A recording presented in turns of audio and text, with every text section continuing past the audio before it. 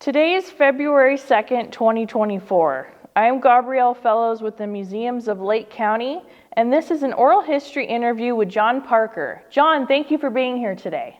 Thanks, glad to be here. And so to get started, what can you tell us about your name? Were you named after anyone? I was named after my great-grandfather, John Rose. And what is your date of birth and how old are you? April 15th, 1953. I'm 70. And where were you born and raised? I was born in San Jose and spent most of my life there until I was out of high school, yeah. And what were your parents' names? Weldon Parker and Dolores Parker. Do you have any siblings? I have a sister, Kathy.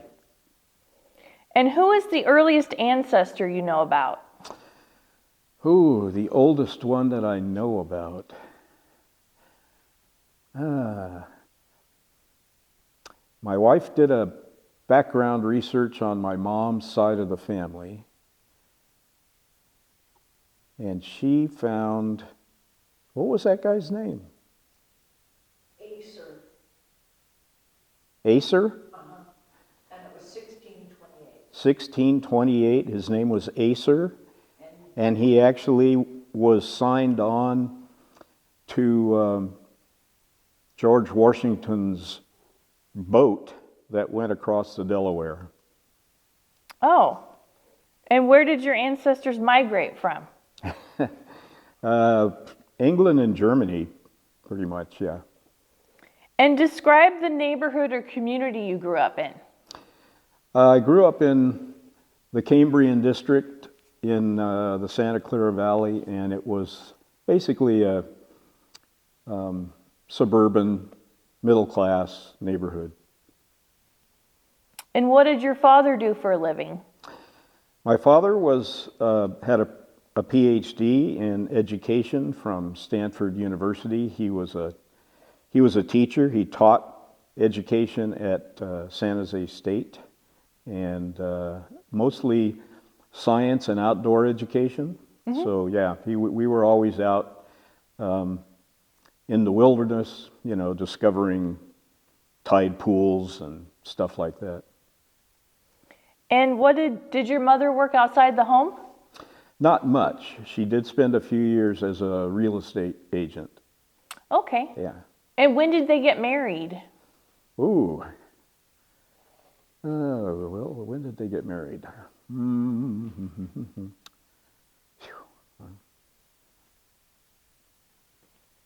1950. Okay. And tell me about your parents. Well, my dad was a very outdoorsy person. He loved fishing. He loved boating. When he was growing up, actually he was born on the way from Oklahoma to California. His parents and grandparents lived in Oklahoma, and during the Dust Bowl, all of their friends moved to California. And since they were doing ranching and agricultural work in Oklahoma, they decided, well, all of our friends have moved to California, so we'll move too. So they came to California. He was born along the way. And in California, the only work that was available then was migrant farm worker jobs. So they spent several years traveling with the crops up and down the state. And in fact, so much traveling that when he was in junior high, he actually attended 8 different junior high schools because they were following the crops. And Wow. then he went on to get his PhD at Stanford University. So. What was his PhD in? In elementary education. Okay. My mother grew up in Geyserville with her grandparents and attended the school in Geyserville there. And she and Dad met. I think she was part of DeMolay. No, he was part of DeMolay and she was part of the Rainbow Girls organization. So that's kind of how they met. And she's always enjoyed square dancing and also the outdoors and fishing. In fact, she just went fishing a couple of years ago out in the ocean. She loves going deep sea fishing. And but yeah, we've always kind of been an outdoor oriented family. So tell me some of your earliest childhood memories. Well, we used to love to come up to Lower Resort on Blue Lake. The week after school got out, the whole family, we'd rent one of the old rickety cabins there at Lower, and that's where I learned how to swim. It's the first place I ever fished, and we'd catch trout there. It was a lot of fun, and we did that every year, probably from the time I was 7 or 8 years old until junior high. Yeah, that was a lot of fun. A lot of my memories are of Lake County. If we didn't go to, we always went to Lower, but a lot of times during the Easter break, we'd come up with my grandparents, and sometimes aunts and uncles, and we'd rent a place in Clear Lake, and everybody loved to fish, so we'd take the boat out and go fishing. Yeah. And what stories have been passed down in your family? Well, there's quite a few. I actually spent several weeks with my grandparents on my father's side doing an oral history with them, and so I learned all about them growing up in Oklahoma and courting back in the days of the horse and buggy, and how my great-grandfather used to had a still and made alcohol and beer, and there's the stories around that whole time in their life are just amazing. I mean, my grandfather talks about going out hunting bumblebees, and apparently these bees in Oklahoma live in the ground, and the hole at the top of the ground is only big enough for one bee at a time to come out. So he and his buddies would get together and get some sticks, some paddles, and one of the guys would sit in front of the hole, and the other guys would stick a stick in there and stir up the bees, and then take the stick out, and the guy sitting in front of the hole had to bat the bees, each one as they came out. Bang, bang, bang. Well, the guys around him were there to take care of the ones that came in from the field. Oh. If the guy sitting in front of the hole moved to take care of one of those, about 4 or 5 bees would come out right at him. So he said it was a blast. It was scary, and when you were done with everything, there was about a spoonful of honey in that hive. But he said they were so big and so slow at flying that you could outrun these bees if you ran against the wind. And if you got a bee following you and you're running, you could run over to one of your friends and drop on the ground, and the bee would go right after you and chase your friend, So, it's all of these kind of stories of growing up when he was a kid in Oklahoma and the stuff they did. Yeah. But stories, there's all kinds of stories from that family. My mom's side, I have a few stories because she was raised by her grandparents that owned a winery in Geyserville. It was actually the John Rose Winery, and she was a kid growing up. Well, once you've taken the wine out of the big oak casks, somebody has to go in those barrels. They're big, they're huge, and chip out the residue, the tartar that's in the bottom of those casks. And because she was small, that was her job. So they would tie a rope around her and lower her down in these big casks, and she had to, use a little hammer and chisel and chip out all of the sediment that was in there. And the thing that was weird about that is that you don't have to drink wine to get drunk. If you're in an enclosed space and there's alcohol fumes in the air, it will be absorbed by your skin, and you will get drunk just sitting in there. And which is why they had the rope tied around her, just in case she spent too much time in there. They'd have to help her get out. So, yeah, stories like that I get stories from both sides, that are kind of fun parts of history. Yeah. Did you have a best friend as a kid?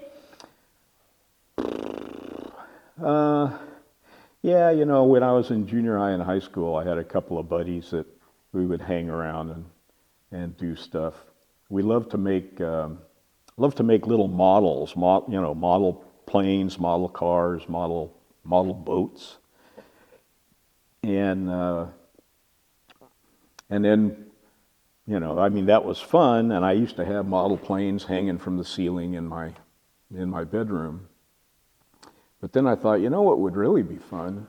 What if you put like a firecracker on the wings or on the fuselage of one of these things and tied a string and kind of whirled it around your head and lit the firecracker? You'd see this explosion. It would be really cool, Same thing with one of these big ships, like one of the old battleships or something, models, and put a couple of firecrackers in it while you're building it, and then throw lighted matches on it while it's sitting in a little pond, and kind of looks like, ooh, look at there. It looks like, looks like World War II, We would do silly things like that. My dad, I loved to make forts in the backyard. We would dig holes. My dad had a new refrigerator, so he had this really nice big refrigerator box. And I thought, oh yeah, that'll make a nice fort. So we took that in the backyard and fixed it all up. And then I thought, what? If we dig underneath this, we could make a 2-story fort. And so we did, and a neighbor kid down the street, and we got together and we put all this together. And we even had a periscope so we could see, if anybody was sneaking up on us. Of course, we were in my backyard, so I don't know how anybody'd be able to sneak up. And one year, my mom still remembers this. I don't really remember it that much, but when Christmas is over with, everybody puts their Christmas trees out on the driveway or on the sidewalk for the trash guy to come and pick up. Well, I remember one year I walked out and there were all these Christmas trees up and down the street, and I thought, wow, it'd be neat to have a forest in the backyard. So I gathered up all the Christmas trees on the block, brought them and put them in the backyard. We made a really neat forest, but my mom was not too happy about that. But yeah, but yeah, and then in high school I had friends in junior high and high school. I used to play the drums, and in junior high and high school I had a band that we would get together and practice, usually at my house because the drum set was bigger and heavier than everything else. And we never, we'd play for like just private parties and stuff, our own friends that would get together, stuff. Mm-hmm. But that was fun. Did you have any pets as a kid? Boy, did I. Before my dad got his job teaching at San Jose State, he taught in a regular, elementary school. And then he got a job in Stockton running the Junior Museum, which was a museum that was funded by the school district, and it had animals, it had displays, it was really an amazing place. And some of the animals they had were, turtles, tortoises, rabbits, foxes, those kind of animals, pretty much all caged. But every once in a while, he'd bring one home. So I remember when I was a kid, I literally was 5 years old. We had a fox running around the house. Oh. I had a big desert tortoise that would in the backyard, and he would wander around and eat the dandelions.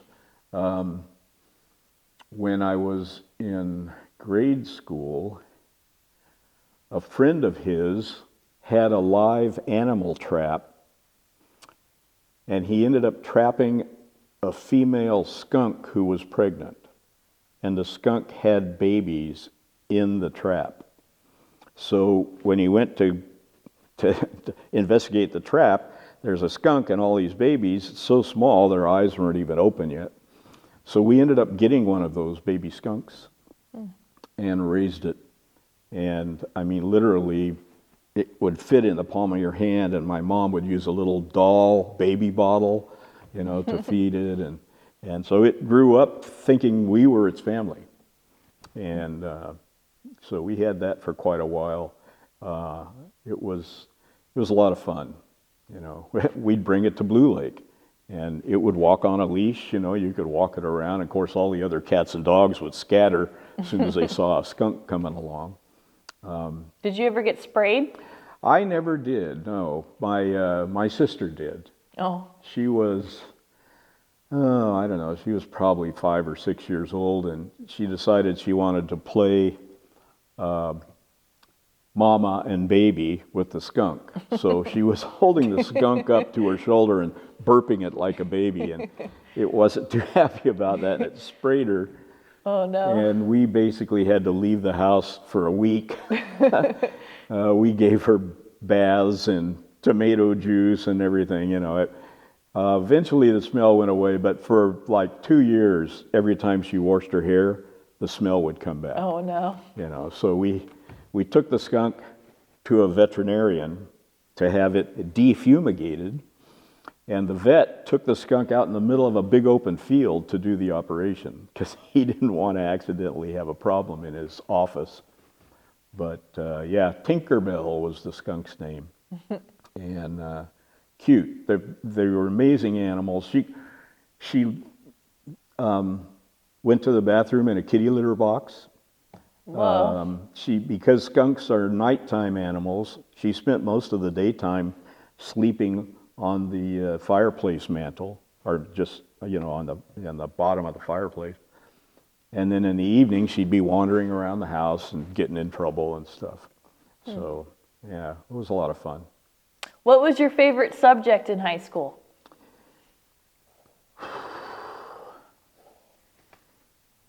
Well, I was in band and drama. Those were my two favorite subjects, I think.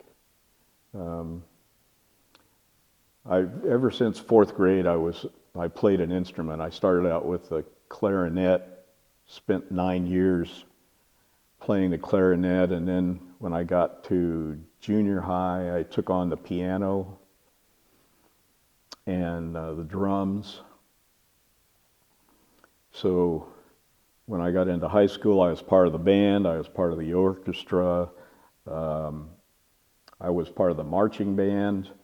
In the marching band, clarinets aren't very good on the football field, so they had me play the bass drum in the marching band. And then we also had a little jazz band that played during basketball games and stuff like that. So I played the drums in that band as well. Yeah. Were you in any plays? Yeah, I was in 2 or 3 plays in high school, and I directed the all-school play my senior year, and I actually got the Bank of America Drama Award that year for my work in drama. Yeah. Did you have a favorite teacher? Yeah, Glenn Benner. Glenn Benner was the music teacher, and an amazing guy. He himself played the trombone in a band, and they did a lot of Chicago Transit Authority, kind of music. And yeah, he was probably my favorite. Were you involved in any after-school activities? Drama, mostly. I did try out for the tennis team, but I was so bad at it that I alternated between being the ball shagger and the last man on the team. So, me and another guy, one of us would beat the other one year or one week, and so that person that got beat would be the ball shagger, and the other person would be the last man on the team. Usually when we played other schools, there weren't enough players on the other school's team for the last person to even be part of the thing. But yeah, tennis was fun, and Were you in Boy Scouts? and drama, Boy Scouts. Yeah, I got involved in Cub Scouts in grade school, and went right from there into Boy Scouts. In fact, my mom was a den mother for the Cub Scouts. And in Boy Scouts, I went all the way through and got my Eagle Scout award. In fact, I still have my sash, my shirt. I've got my whole outfit from Boy Scouts. And we would go on campouts and backpacking trips and stuff like that. It was a lot of fun. Yeah. How has the world changed since you were young? People. More and more people. When I was growing up in San Jose, it was all cherry orchards and apricot orchards and, a few little subdivisions here and there. And I saw that whole Santa Clara Valley go from an agricultural valley to condos and apartments and, high rise. And when I was a kid growing up in the summertime, my dad taught me this work ethic, and so he said, it's summertime, you should really be doing something. Over here at this on this ranch, you can cut apricots for drying. San Jose was a big place for dried apricots. So I spent a couple of summers cutting apricots, and then I was kind of tall for my age, so they thought, well, why don't we can hire you to pick apricots and you'll make more money that way. So I spent a couple of summers climbing the trees and picking apricots. Now you're hard pressed to find an apricot tree in the Santa Clara Valley. And if there is an apricot orchard or a cherry orchard, it's probably a historic landmark. It's being preserved for that reason. Oh. Yeah. I remember when I was in high school, our high school was right next to this real busy intersection, and the smog was so bad that you could actually look at the intersection, and every time the light changed, the cars would gun their motors and go, and you could actually see a column of smog rising from this particular intersection. And our classroom was right next to it, and you'd start getting headaches and stuff. So, plus the Santa Clara Valley is kind of an enclosed basin. So all of the smog from San Francisco and Oakland and those types of towns would blow down and just kind of sit right there over San Jose. And it got really bad. By the time I got out of high school, I was ready to move out of there. I'd seen enough development, and it was just crazy. So I just I said, well, you know what? If I'm going to college, I want to go to a college way out in the boonies somewhere. So once I got out of high school, I thought, okay, Hayward State, that's a good one. That's kind of out away from big city. Sonoma State had just been built, and it was out in the middle of farmland. And so I applied for both of those and I ended up getting accepted to Sonoma State. And what was your major? Anthropology. I don't know why. It was just, the first couple of years you don't really need to worry about your major because you're taking just general classes. But when I was in junior high and high school, I used to collect old bottles. And we would go out to where these old dumps were and dig around and find old bottles. And it was always intriguing to me, the history of the bottles and what you could learn about the past. So when I got to Sonoma State, I thought, okay, anthropology. They had archaeology classes, so I took one of those. Was way over my head as a freshman, but I managed to pull it out. And I was having so much fun going to school that I decided to take an extra couple of years. Most people get their bachelor's degree after 4 years. I went ahead and stayed 6 years, just because the classes were fun. And I had heard that if you get too close to getting your degree, they would kind of force you out because the amount of space for students was limited. So I didn't want to get forced out. So I took all kinds of cool classes. Outward Bound, which was a rock climbing class, and sculpture class, a lot of different things. It was a lot of fun. And Sonoma State at the time was really a place that not only the teachers but the students. It was a place for liberal arts. In fact, it had basically only liberal arts stuff. And this was during the hippie days. So the student body at Sonoma State didn't like competition. Everyone was on an even, keel. Everyone was on the same level. We don't want competition. Now, when the college was built, part of the construction was building a big, huge football field.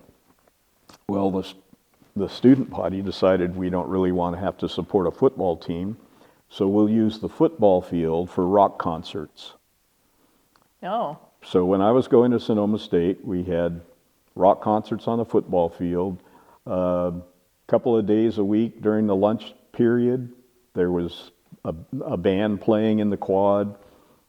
Jerry Garcia came and played. I mean, Whoa. We're talking major people. And Sonoma State is right near Cotati, and in Cotati there were places that some of these famous people, I remember seeing Maria Maldauer play at one of the places in Cotati. The first 2 years I lived with my grandparents in Petaluma while I was going to Sonoma. And I noticed that there were people across the street from the college living in buses and vans, and I thought, well, that's kind of neat. So I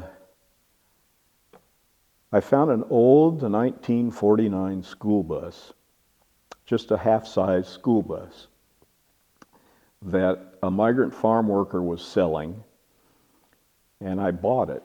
And it ran, not very well, but it ran. And it was completely empty. There were no seats in it. It was just an empty bus. And I thought, well, this would be cool. Let's build this in and make it livable. So I actually built it. The interior looked like a motorhome. I had a bed that pulled out, a couch that pulled out to make a bed. I bought a water holding tank and a motorhome toilet and sink and stove and everything, so it was completely self-contained. Wired it all for both 12 volt and 110, and moved in.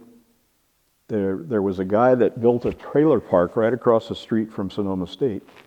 4 people that were living in buses and vans. Oh, So I was one of the first buses that moved in to Sonoma Grove, which was the name of the trailer park. Sonoma Grove is still there, and it's still full of liberal arts people living in buses and vans.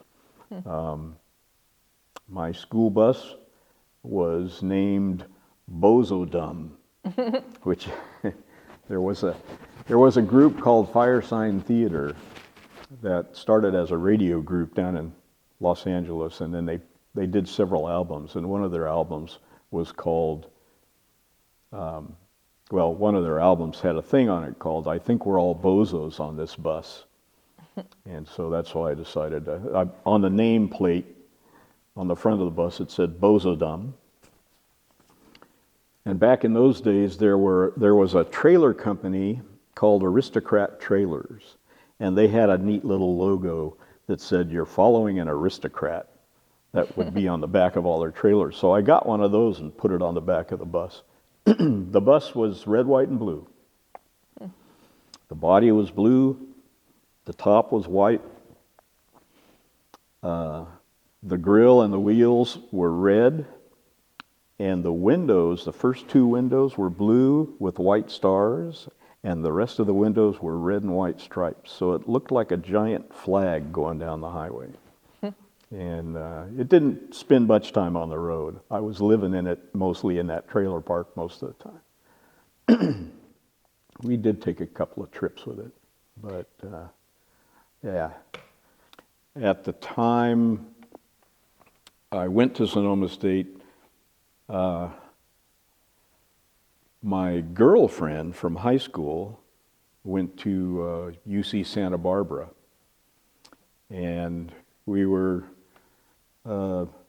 very much connected, but it was hard being so far apart for those 2 years. And so after 2 years of Sonoma State and her 2 years at Santa Barbara, we decided to get married. And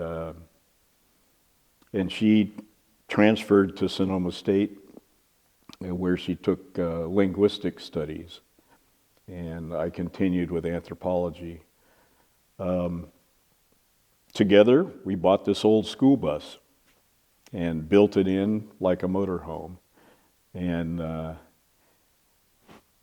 moved into it and spent 4 years living in the school bus going to Sonoma State.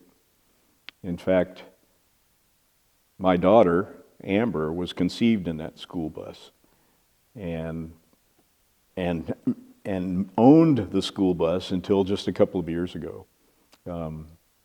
When my daughter grew up, she was kind of a new age hippie, I guess, and she didn't actually live in the bus. It was just in storage, but she was always thinking about rebuilding it and making it run again. I mean, it ran for a while. Yeah, we rebuilt the engine when we were living in it, but if you don't run an engine very often, eventually it'll freeze up. So the bus was not really drivable for many years. I finally sold it just a couple of years ago, and there's a guy in Nice who's completely rebuilding it, stripping it down, and refurbishing it. He runs a tie-dye shop in Nice, and he thought the bus would be a perfect kind of storefront for his tie-dye sales. Anyway, so yeah, we were definitely hippies. 1971 is when I started Sonoma State, and 73 we got married and moved into the school bus. I was at Sonoma State, graduated in 77 with a bachelor's degree in anthropology. The instructors that we had at Sonoma State were amazing. I mean, one of my anthropology instructors had been nominated the Best American Educator in 1972. And she was amazing. And the classes that she taught were kind of cultural anthropology classes. She taught about cultures all over the world and how they interacted with resources in the places where they lived, you know. But she was really required you to do a lot of reading and a lot of thinking. So everyone kind of dreaded taking her class. So even me, you know, and so I waited till basically almost my last year at Sonoma State before I took her class. And I swear I did more work in the one semester of her class than I did the whole other 6 years I was at Sonoma State. But the amount that I learned was amazing. And it was all information about humans and their environment and, you know, changes in population. I mean, it was all stuff. It was stuff that pointed us in the direction of where research could go to help solve today's problems, you know. And back in the 60s and 70s, you know, that whole era, science in general made a change, and it went from just gathering knowledge for knowledge's sake to gathering specific knowledge that could be used to address worldwide problems. We had so many problems, we still do, that we no longer had the luxury of just gathering knowledge for knowledge's sake. So I was interested in archaeology and the Clear Lake Basin and the sites up here, and I thought, well, you know, we have these problems. Maybe I can take the information that I gather from these Lake County prehistoric sites and use that information to address current problems. So I started thinking about what kind of information that would exist, and you know, the people that were living here for thousands of years had to deal with the resources that were within walking distance of where they were living. They had to deal with occasional droughts. They had to deal with unequal distribution of resources. They had to deal with population changes, just like we're dealing with on a worldwide basis today. So I thought, you know, maybe I can use this information to help address today's problems. So I started doing research. I got all the information I could about the sites around Clear Lake and where they were located and how big they were and what time period they were inhabited. Actually, when I was at Sonoma State, one of my classes, I had to do a paper on archaeology. And we were coming up to Clear Lake for the Easter week to go fishing with my grandparents. And I had found this book written by Henry Malden, the county historian, about the islands in Clear Lake. And I was reading through it, and he was talking about how some of the islands had been used by the Native Americans. And so I thought, well, this is neat. Let's take the boat out, and while we're fishing, we can stop at some of these islands and see if I can locate and record the prehistoric sites that were on these islands. So we did. We went to Indian Island. We went to Anderson Island off Buckingham Point. And we found the sites and recorded the sites. We wanted to go to Rattlesnake Island, but the island was covered with no trespassing signs. So we didn't stop there. And then on the way back to where we were staying, we stopped at Monitor Island. And Henry Malden's book said there was not any evidence of Native Americans using Monitor Island. So we stopped there because my dad had to pee. And so he's off underneath these trees, and I'm sitting in the boat, and he says, "John, you got to check this out, you know." So after he was done, I went over there. About 10 feet from where he was a mortar. You know, big bedrock, not a bedrock, but a portable mortar, you know, for grinding acorns. And then about 10 feet from that one was another one. And then we started looking at the gravel around the island, and there were chips of obsidian everywhere. And a couple of little arrow points and stuff, So Monitor Island, also a site, so I recorded that.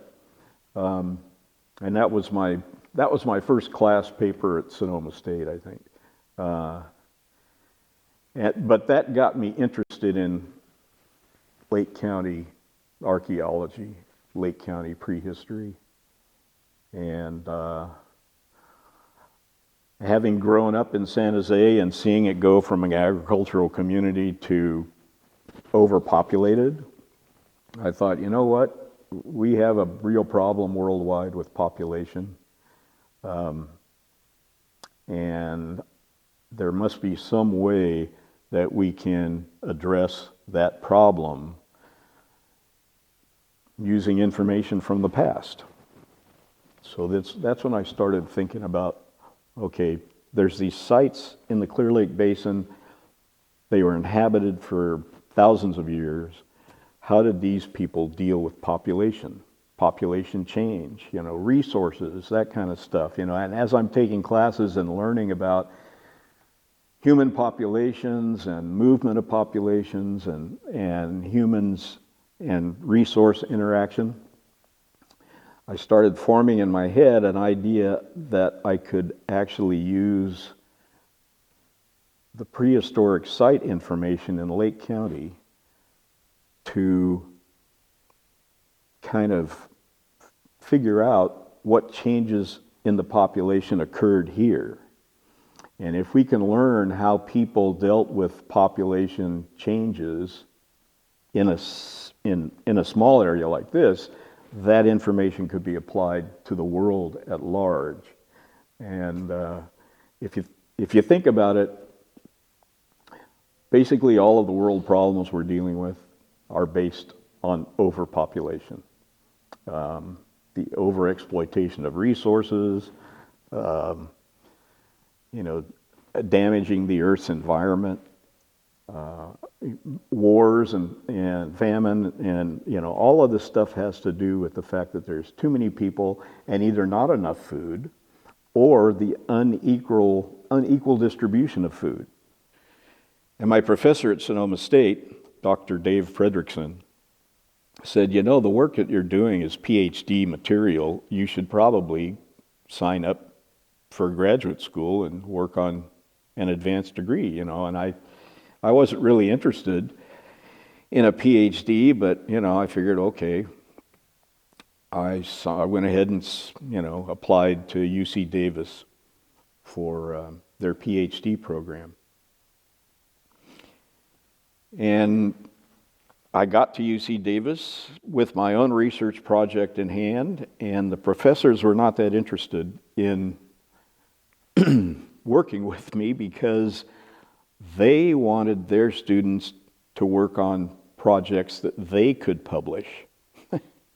I don't know if you're aware of the UC system, but professors in the university system get their raises based on how much publication they do, not how interested they make their subject matter to students.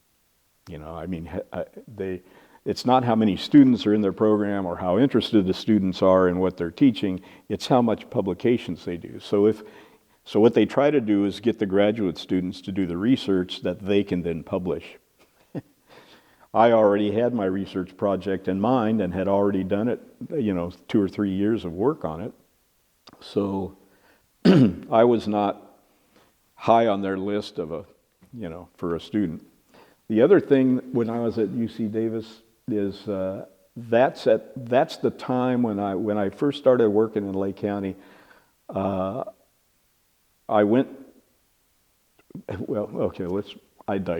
me digress here. Dave Fredrickson at Sonoma State was a firm believer that when you're doing archaeology, you're not studying the artifacts. You're studying the people who made those artifacts. So when you go to work in a new area, you want to get to know the people. find out what their life is like before you study the prehistory or, the stuff that they left behind. So when I got to Lake County, I went to the reservation over in the Oaks, the Elim Indian colony. And I just knocked on a door, and this lady answered, and I said, I'm John Parker, and I want to study the prehistory of the area, your history, but I want to make sure that I don't accidentally step on any religious beliefs, or if there's anything that you don't want me to get involved in, let me know so I can avoid that. Also, if there's something about the prehistoric past that you want to learn about, let me know that also, because I can focus my research, in those areas. And I sat and talked to her and her husband and for probably half hour, 45 minutes. They were very nice. And then I left. And didn't hear anything from them for 3 or 4 years. And then all of a sudden I got a phone call asking if I wanted to come to the reservation to one of the big head ceremonies. And I had heard about these ceremonies, I'd read about them. This was a ceremony that's been taking place for at least 3,000 years in the Clear Lake Basin, and it still happens on a regular basis among a lot of the tribes here. And it was like, wow, I felt pretty privileged to be invited.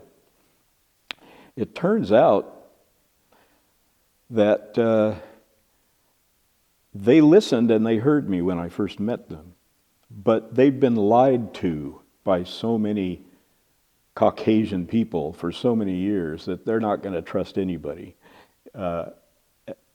And so what they were doing for the 3 years that I hadn't heard anything from them, they were watching me to see if what I said was really what I was going to do. And so, yeah, they realized, okay, yeah, this guy didn't lie to us.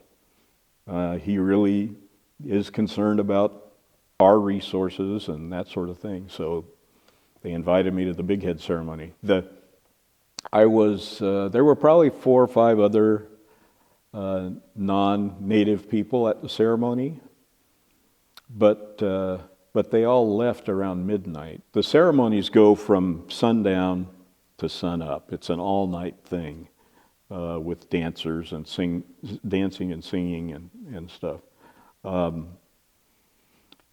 And I was the only one that was still there in the morning. Turns out the couple that invited me, I didn't know it at the time, but the man, Jim Brown, was the religious leader of the tribe, and his wife was, in Pomo, he would be the Balakwi, the religious leader, and his wife was the Balakbited, which is also the female leader. Anyway, the next morning, I'm helping her bring in a big bowl of fry bread for all the people that had spent the night in the dance house. And I walked through the door with this bowl of fry bread, and one of the ladies over in the back said, "Oh, look, here comes Jesus with the loaves." And I'm like, oh my goodness, I'm a minority in this room, and I turned all shades of red, and that was kind of that let me know that I had been accepted by the community.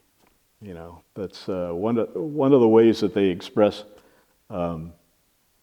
friendship or acceptance is through making fun of you, and so that was, but yeah. So and I've been working with the Native American groups in Lake County ever since. That was 1976, 77, 76, I guess. Okay, where were we? Talk about how you got your doctorate. Oh, my doctorate. Actually, let's go back to UC Davis. I was working on my PhD at UC Davis, and after 2 years of working on my PhD, they decided that I was not PhD material.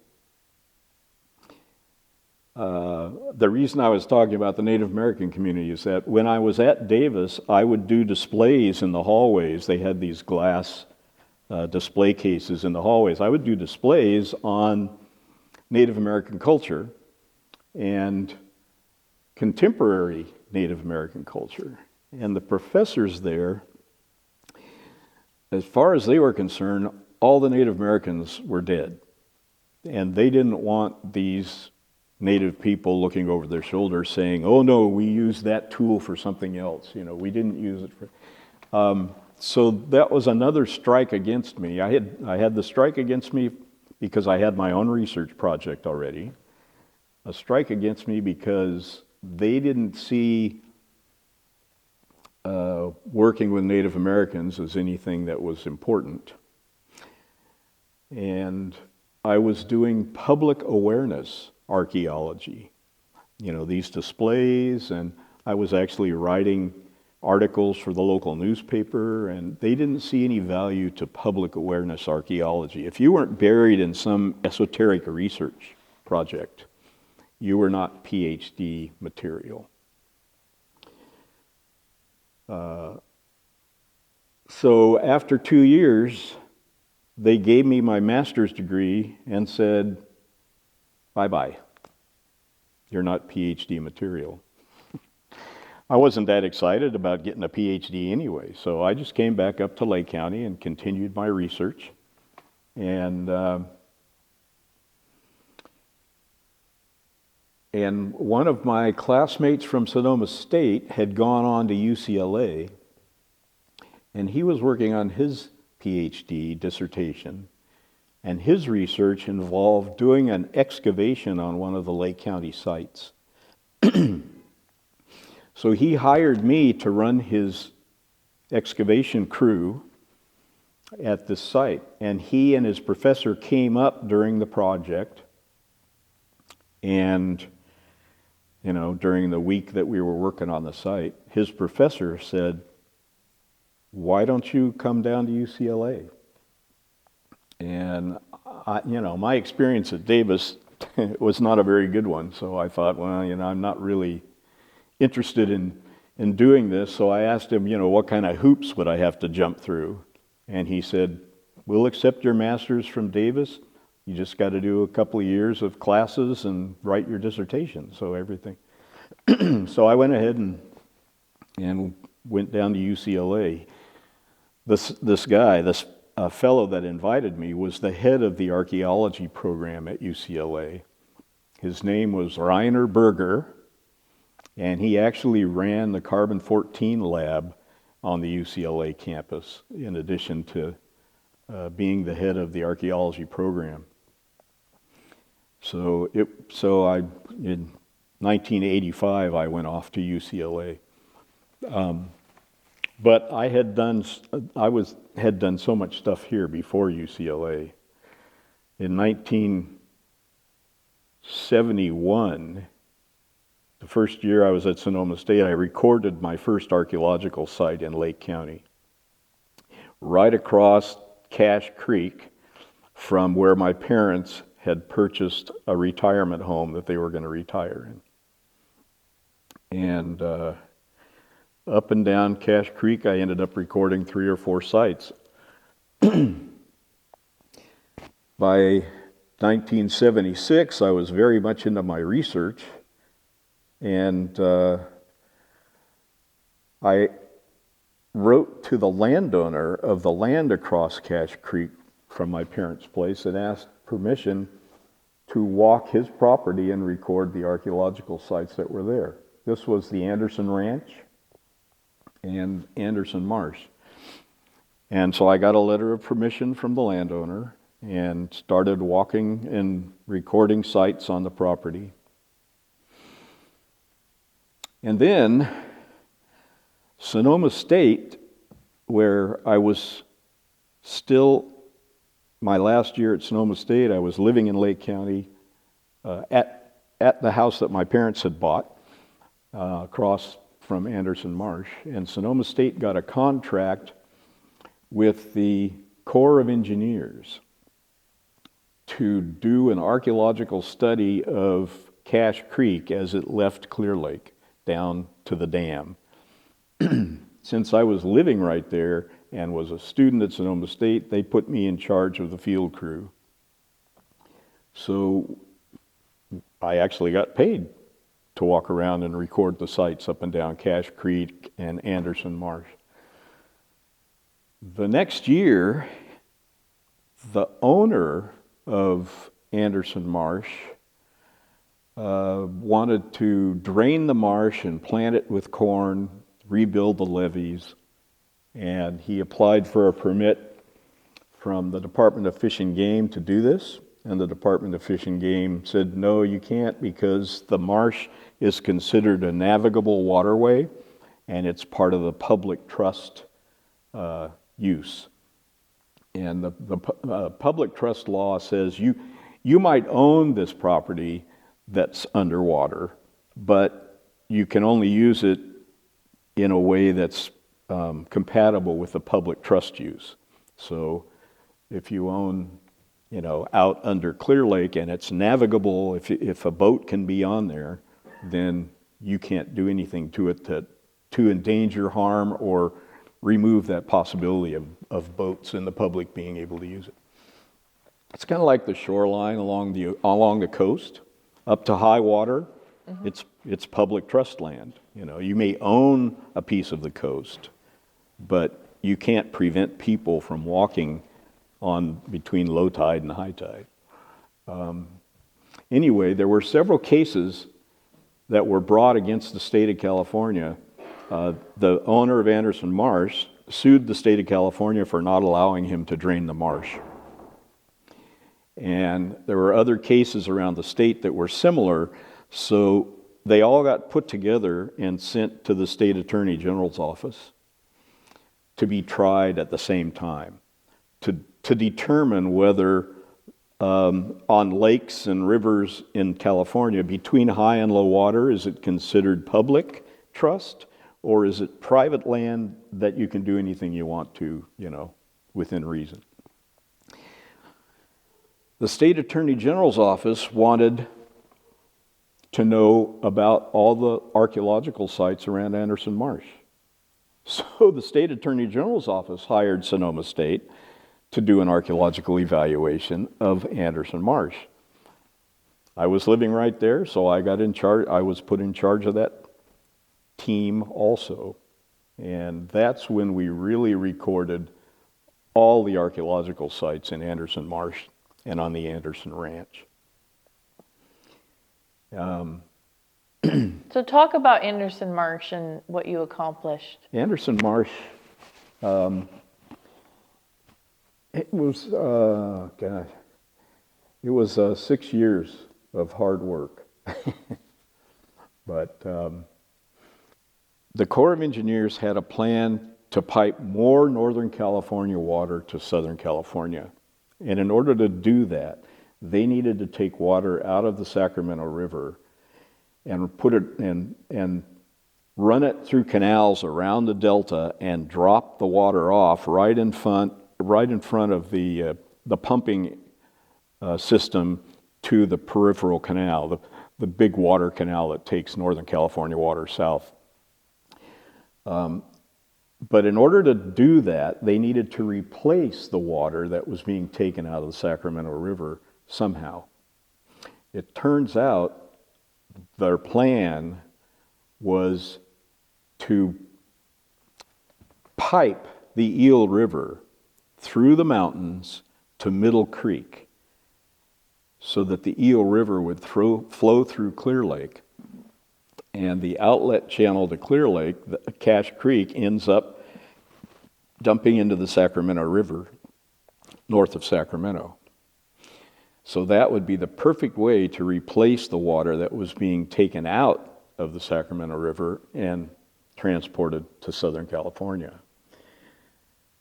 They actually were going to blast a tunnel through the mountains and put part of the Eel River through the mountains into Middle Creek and into Clear Lake.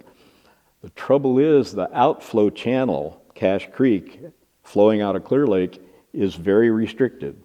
And there's a rock outcrop called the Grigsby Riffle that would prevent the amount of water flow that they needed to be able to allow to leave Clear Lake. So they were going to have to widen and deepen the Cache Creek channel from the lake down to the dam in order to have this project happen. That's why they contracted Sonoma State to record the archaeological sites along Cache Creek. The Corps of Engineers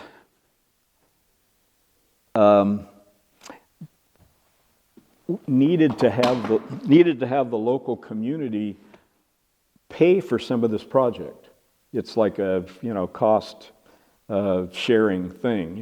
The federal government pays part of it, the local community pays part of it. And so in order to get the locals excited about this project, they were billing it as a flood control project. They weren't saying anything about piping the Eel River through the mountains to Clear Lake.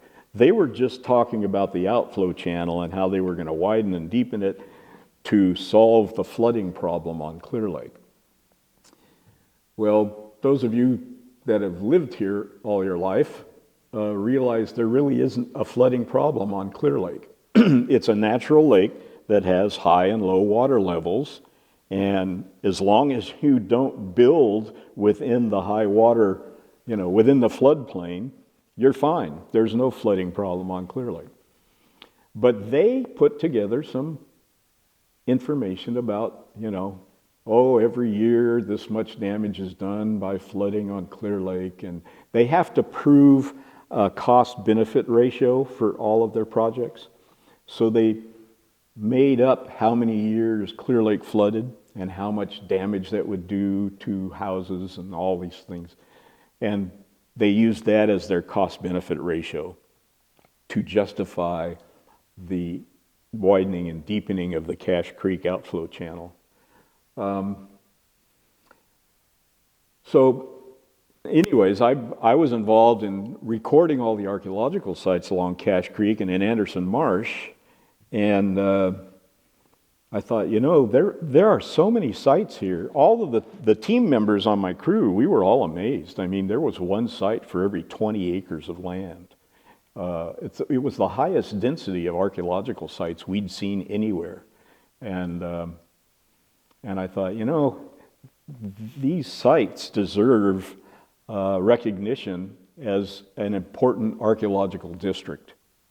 So I started working on the paperwork to get 43 sites nominated to the National Register of Historic Places as an archaeological district. And I started that project 1976. We did the survey. 1977, I started the paperwork to get the sites added to the National Register. In 1978, the Anderson Marsh Archaeological District was established as a National Register archaeological district. And I thought, good, that'll preserve the sites, that'll protect them. I can move on to other things now and not worry about these sites being destroyed. That wasn't the case. Within a year, one of the sites had been bulldozed for the development of a real estate office. The county had trenched right through the middle of another site, exposing human remains in the sidewalls of the trench. It was for a sewer project the county was doing. And the landowner at Anderson Marsh decided to go ahead and use bulldozers and cat skinners to level some of the land there so that he could do some irrigation ditches. So it was obvious that in Lake County, having a critical resource like these sites on the National Register of Historic Places didn't matter. So I thought, okay, let's see if there's some other way we can protect these sites. I knew that the marsh itself had plenty of wildlife and birds, and I thought, well, maybe the Audubon Society has funds that they could use to purchase some of this area and preserve. So I went to the Audubon Society, and they were real excited and interested in it, but they didn't have the funding, and they didn't really know about the birds in the marsh at that time.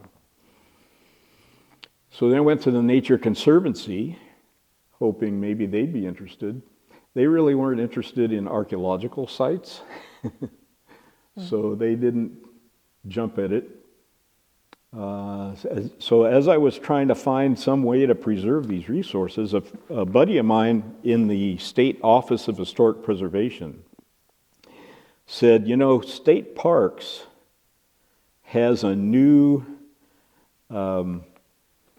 classification for parks called a cultural preserve park.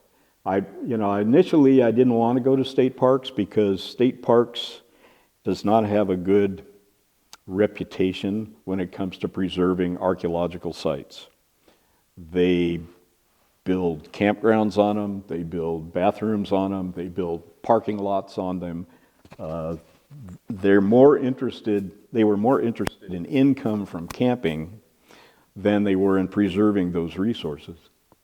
So I didn't want to go to state parks, but when he told me about this new classification of park, I thought, okay, well, we'll go ahead and do it.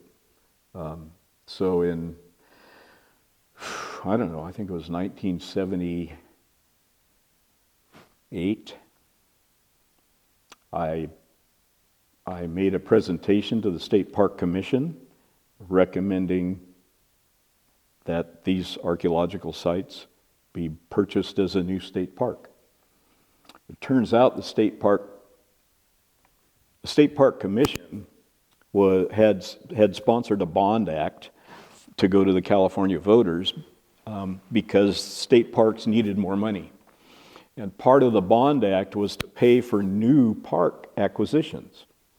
So in order to get people excited about voting yes on the bond act, they allowed the public to present projects for possible new state parks.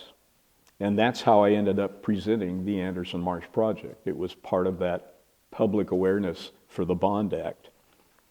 And as part of the process, I went and gave talks to all the civic clubs in the county. I went on the radio.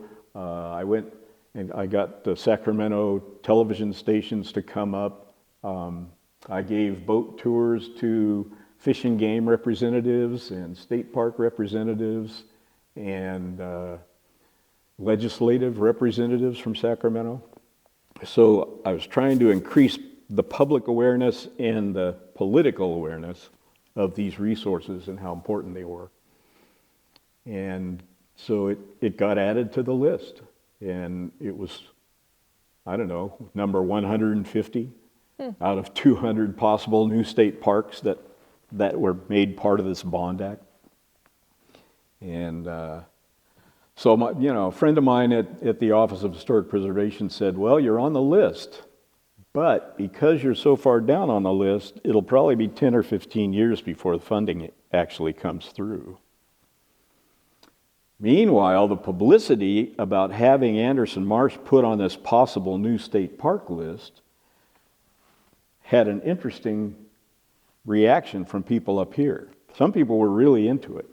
It's great. Some people weren't. The landowners had two reactions. One of the landowners wanted a tax write-off, so he donated 150 acres of his land to the National Audubon Society. And it's part of the new state park now, but back then it was the McVicker family. And the McVicker Preserve was an Audubon Society preserve that they donated and got a nice tax write-off for. The other landowners were trying to raise the value of their property. They figured if the state was going to come in and buy their land, they wanted to get as much as they could for it. It was all ag land. It was, a cattle ranch. There was no development on it. There was no facilities, no water, no sewer, nothing. So they started applying for permits to become part of the sewer district and to change the land use from agricultural land to suburban reserve, which is the next level up. And so it became a race between me trying to get the money out of the state and them trying to get the permits to increase the value of the land. And I realized that if they increased the value of the land too much, the state would not be able to afford it. So it was like, okay, I have to hold them off and I have to try to get money out of the state. And it was a 6-year fight, literally, a 6-year fight.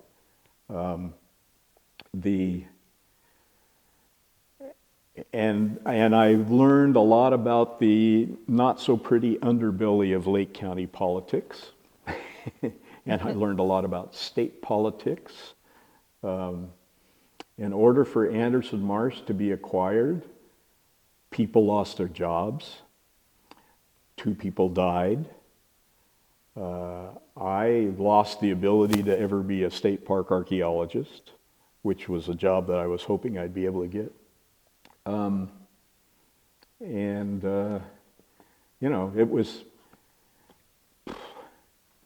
It was very stressful, to say the least. So one of the supervisors got recalled, right? When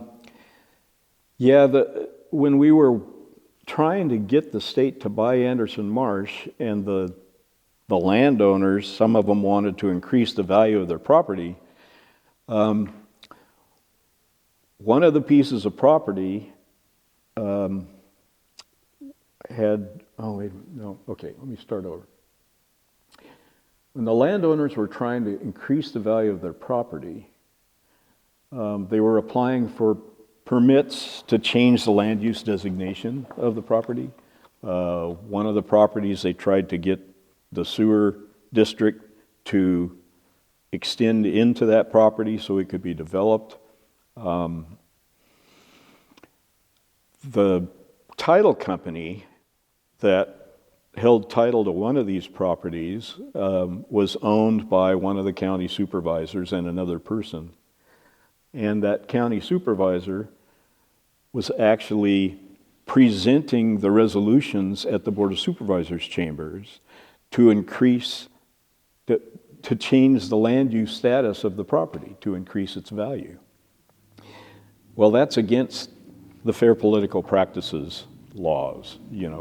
If you have a financial interest in a piece of property and you're an elected official, you're not allowed to vote or have anything to do with decisions made about that property. But not only was this supervisor voting, he was bringing the resolutions to the board to increase the value of this property. So members of the public in his district started a recall campaign against him because of that. And he turned around and sued a bunch of unnamed John Does because of the recall. When that got out into the public, people wouldn't sign the petition for the recall because they were afraid they'd be part of a lawsuit. Mm-hmm. So by doing that, he ended up shutting down the possibility of a recall. Well, recall is part of the political process. It's part of the democratic process in our country. So because he did this lawsuit and it went to court, eventually the judge said no. He threw it out. He said, you can't sue people for starting a recall campaign. That's part of the democratic process. Well, by the time it got through the court system, it was too late to get the signatures necessary to do the recall. So the group of people that had started the recall sued the supervisor for malicious prosecution because he didn't have a case, he knew he didn't have a case, and that went through the court system and they won. So he was required to pay the recall committee $50,000 in damages for suing them, maliciously. He died of a heart attack. Unfortunately, the same year, the head of the recall committee also died of a heart attack. Oh, wow. Yeah. So were these directly related to the Anderson Marsh project? I have no idea, but I suspect that they were. It was a lot of pressure on a lot of people. The manager of the Lake County Chamber of Commerce wrote a couple of letters of support for me to Sacramento in support of the new park, and he would let me use the Chamber of Commerce pontoon boat to give tours up and down Cache Creek to Fish and Game and members of the California state parks and that sort of thing. So, which really helped get the Sacramento people interested in the project. But when the Chamber of Commerce Board of Directors heard about this, they fired him. They wanted Anderson Marsh to become an industrial park. Oh. Yeah. So he lost his job. One of the islands that's part of the park was purchased by some brothers that they bought this island, I think, for $50,000. And then they were buying land around Lake County at different places, and they would buy a piece of property, and then they would transfer it to the other brother. And although no money changed hands, when it was registered with the title company and the county recorder's office, it was registered as having a value this high when they actually paid this much for it. They would take that value and go to a bank and get a loan based on that value and buy another piece of property at this level and transfer it again and record it as having a value like this. So they were doing this around Lake County. And the reason I learned about this is one of my friends, her parents had sold their ranch land to this guy, and he was going to pay them this much money for it, but he wanted them to sign the contract saying that he had paid them way more so that it could be recorded with the county as having been worth this much. And she said, she thought, oh, this is really suspicious. What do you think about this? So that's how I learned about these guys. Turns out they did this on 4 or 5 properties in Lake County, including one of the islands that's now part of the park. And when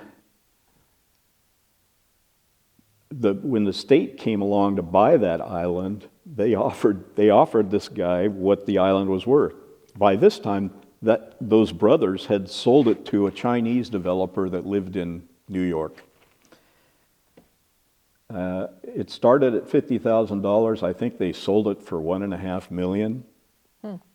And so when the state went to buy it from this guy, he wanted, $1.5 million for it. And the state said, well, it's not worth that. It's worth this much. And so that started the ball rolling. And it turns out that the brothers were indicted for accepting bribes. They were indicted for forgery. All kinds of stuff hit the fan. If you're familiar with Lake County at all, and you know the hillsides that are falling apart north of Lakeport, sliding down with the houses on them. What is that? I can't remember the name of the subdivision. Anyway, these brothers were involved in that. Oh, okay. And one of the supervisors worked with them, had a construction company, and did grading and that sort of thing. He was the one that was paid to do the grading there, didn't follow the rules, the regulations, the guidelines in the grading, which is why that hillside's falling apart. You know, I mean, there's stuff all over the county that these guys ended up doing that just messed up a lot of stuff. Anyways, they're in jail. Oh. They're in jail. I always wanted to be a state park archaeologist. And during the time I was working to try to get Anderson Marsh, the hiring list for state park archaeologists became open to the public. So you could apply and be interviewed and put on that list. And then if a job came up in state parks, they would go to that list first to find somebody that they wanted. So I had applied to get on that list, and they had set up an appointment for me to come into Sacramento and be interviewed to get on the hiring list for state park archaeologists. Unfortunately, it was a day that I already had planned a boat tour for Fish and Game and other dignitaries from Sacramento. And I couldn't change that because everybody was going to be coming up to the lake and having this tour. So I asked state parks if I could change the date. They wouldn't allow me to change the date. I could change the location and have my interview in Ukiah instead of Sacramento, but they wouldn't change the date. So I had to make a conscious decision. You know, what's more important to me, the park or having a job as a state park archaeologist? And I chose the park. The next time that hiring list was open to the public was 10 years later.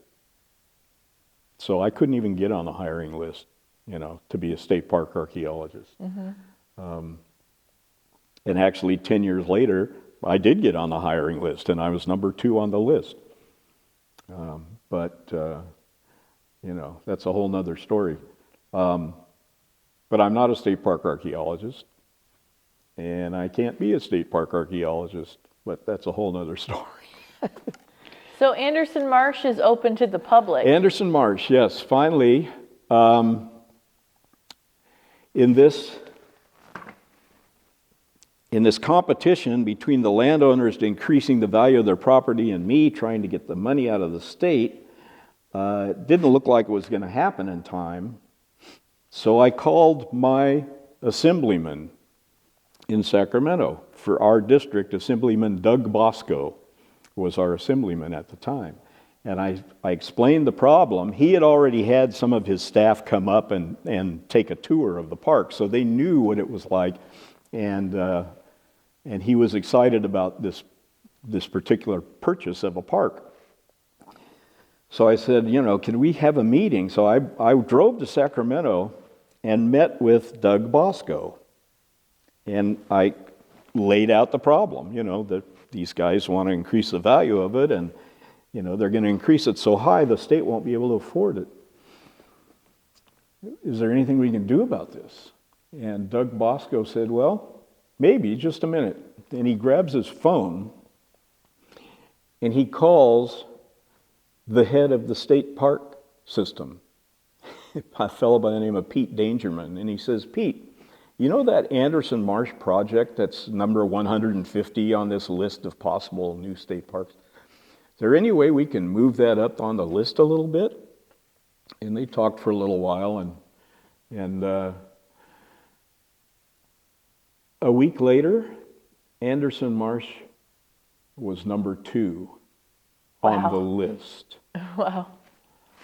I had no idea that the man I was talking to, Doug Bosco, our assemblyman in Sacramento, was the chairman of the committee that voted on the state park budget every year. So if you're the head of state parks and the chairman of the budget committee is calling you, asking you to do something, you're probably going to do it. That's how Anderson Marsh got to be number 2 on the list after being number 150 of 200 or so. And that was 1982, I think, 1981. The money that was going to be used to buy Anderson Marsh was called the Energy Resource Fund.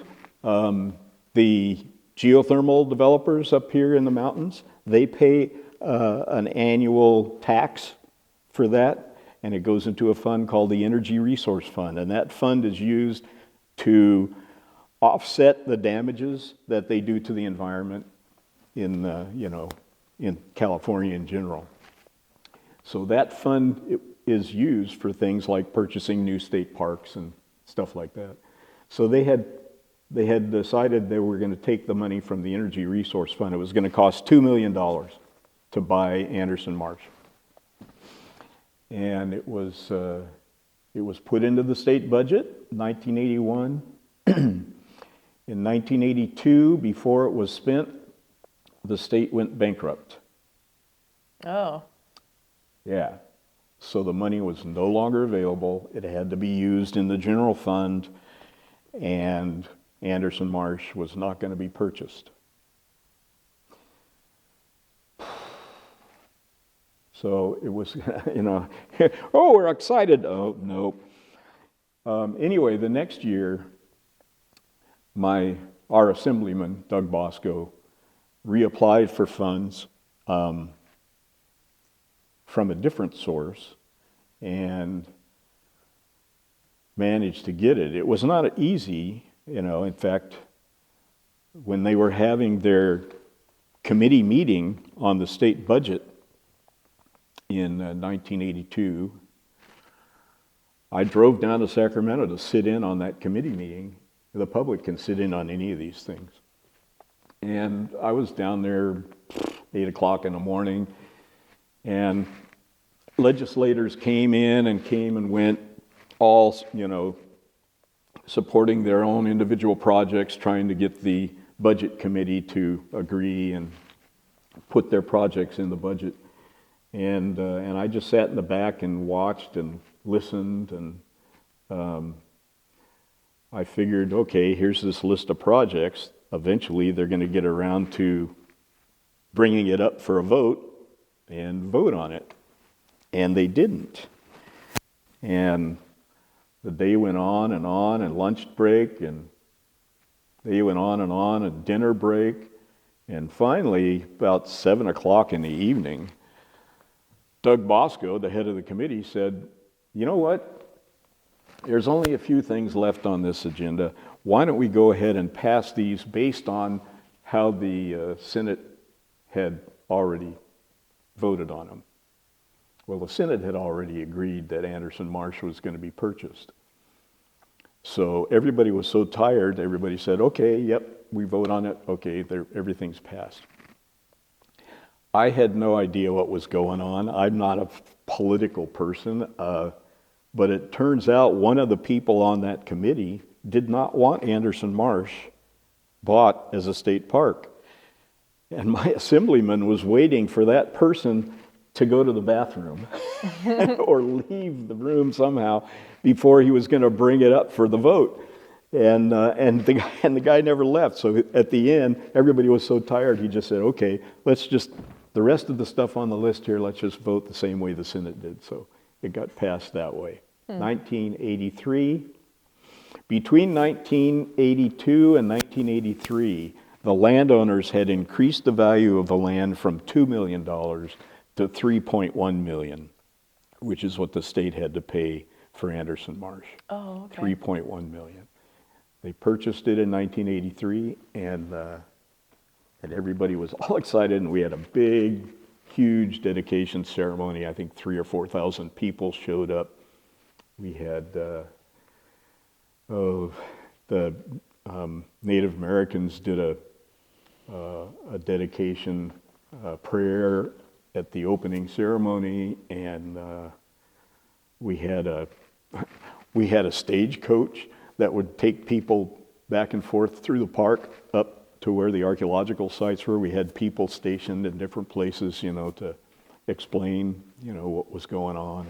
And, it was a blast, and there's plenty of pictures and stuff of that. But so yeah, the Anderson Marsh.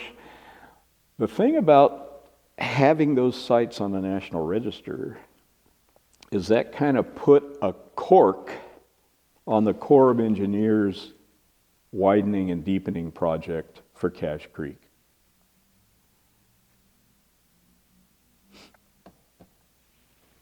I was talking about how they had billed it to the local community as a flood control project. Well, I sat down with the historic records of how often Clear Lake hit flood stage over the past 120 years, 130 years. And it turns out it had only hit flood stage like 7 times. Well, the Corps of Engineers was assuming that it was flooding every year. So their calculation of the damage done around the lakeshore was totally different than what the actual damage was. So I put all of this information together and sent it to Sacramento to the subcommittee that reviews the cost-benefit ratio of these projects, and pointed out to them that there's a major problem with this cost-benefit ratio as the way the Corps of Engineers has designed it. So once they got that information about how little Clear Lake actually floods, they realized that it didn't meet the cost-benefit ratio for a Corps of Engineers project anymore. So the project was tabled. I made a lot of enemies in Lake County because the Corps of Engineers had convinced a lot of people around the lakeshore that this was a flood control project. I knew it wasn't, because I knew the whole plan with the peripheral canal bringing the Eel River through the mountain into the lake and why they needed the outlet channel. I knew the plan because I was working with the Corps of Engineers at the time. But a lot of people just really hated me because they had bought houses that were illegally built in the floodplain. Actually not illegally built. The county actually issued permits for people to build houses in the floodplain, which was stupid, and if you buy a house that's built in a floodplain, guess what? You're gonna flood, But, so yeah, I made a lot of enemies. I made a lot of friends. The Lake County Historical Society was in complete support of the project. I get a lot of organizations, agencies, and Fish and Game was in support.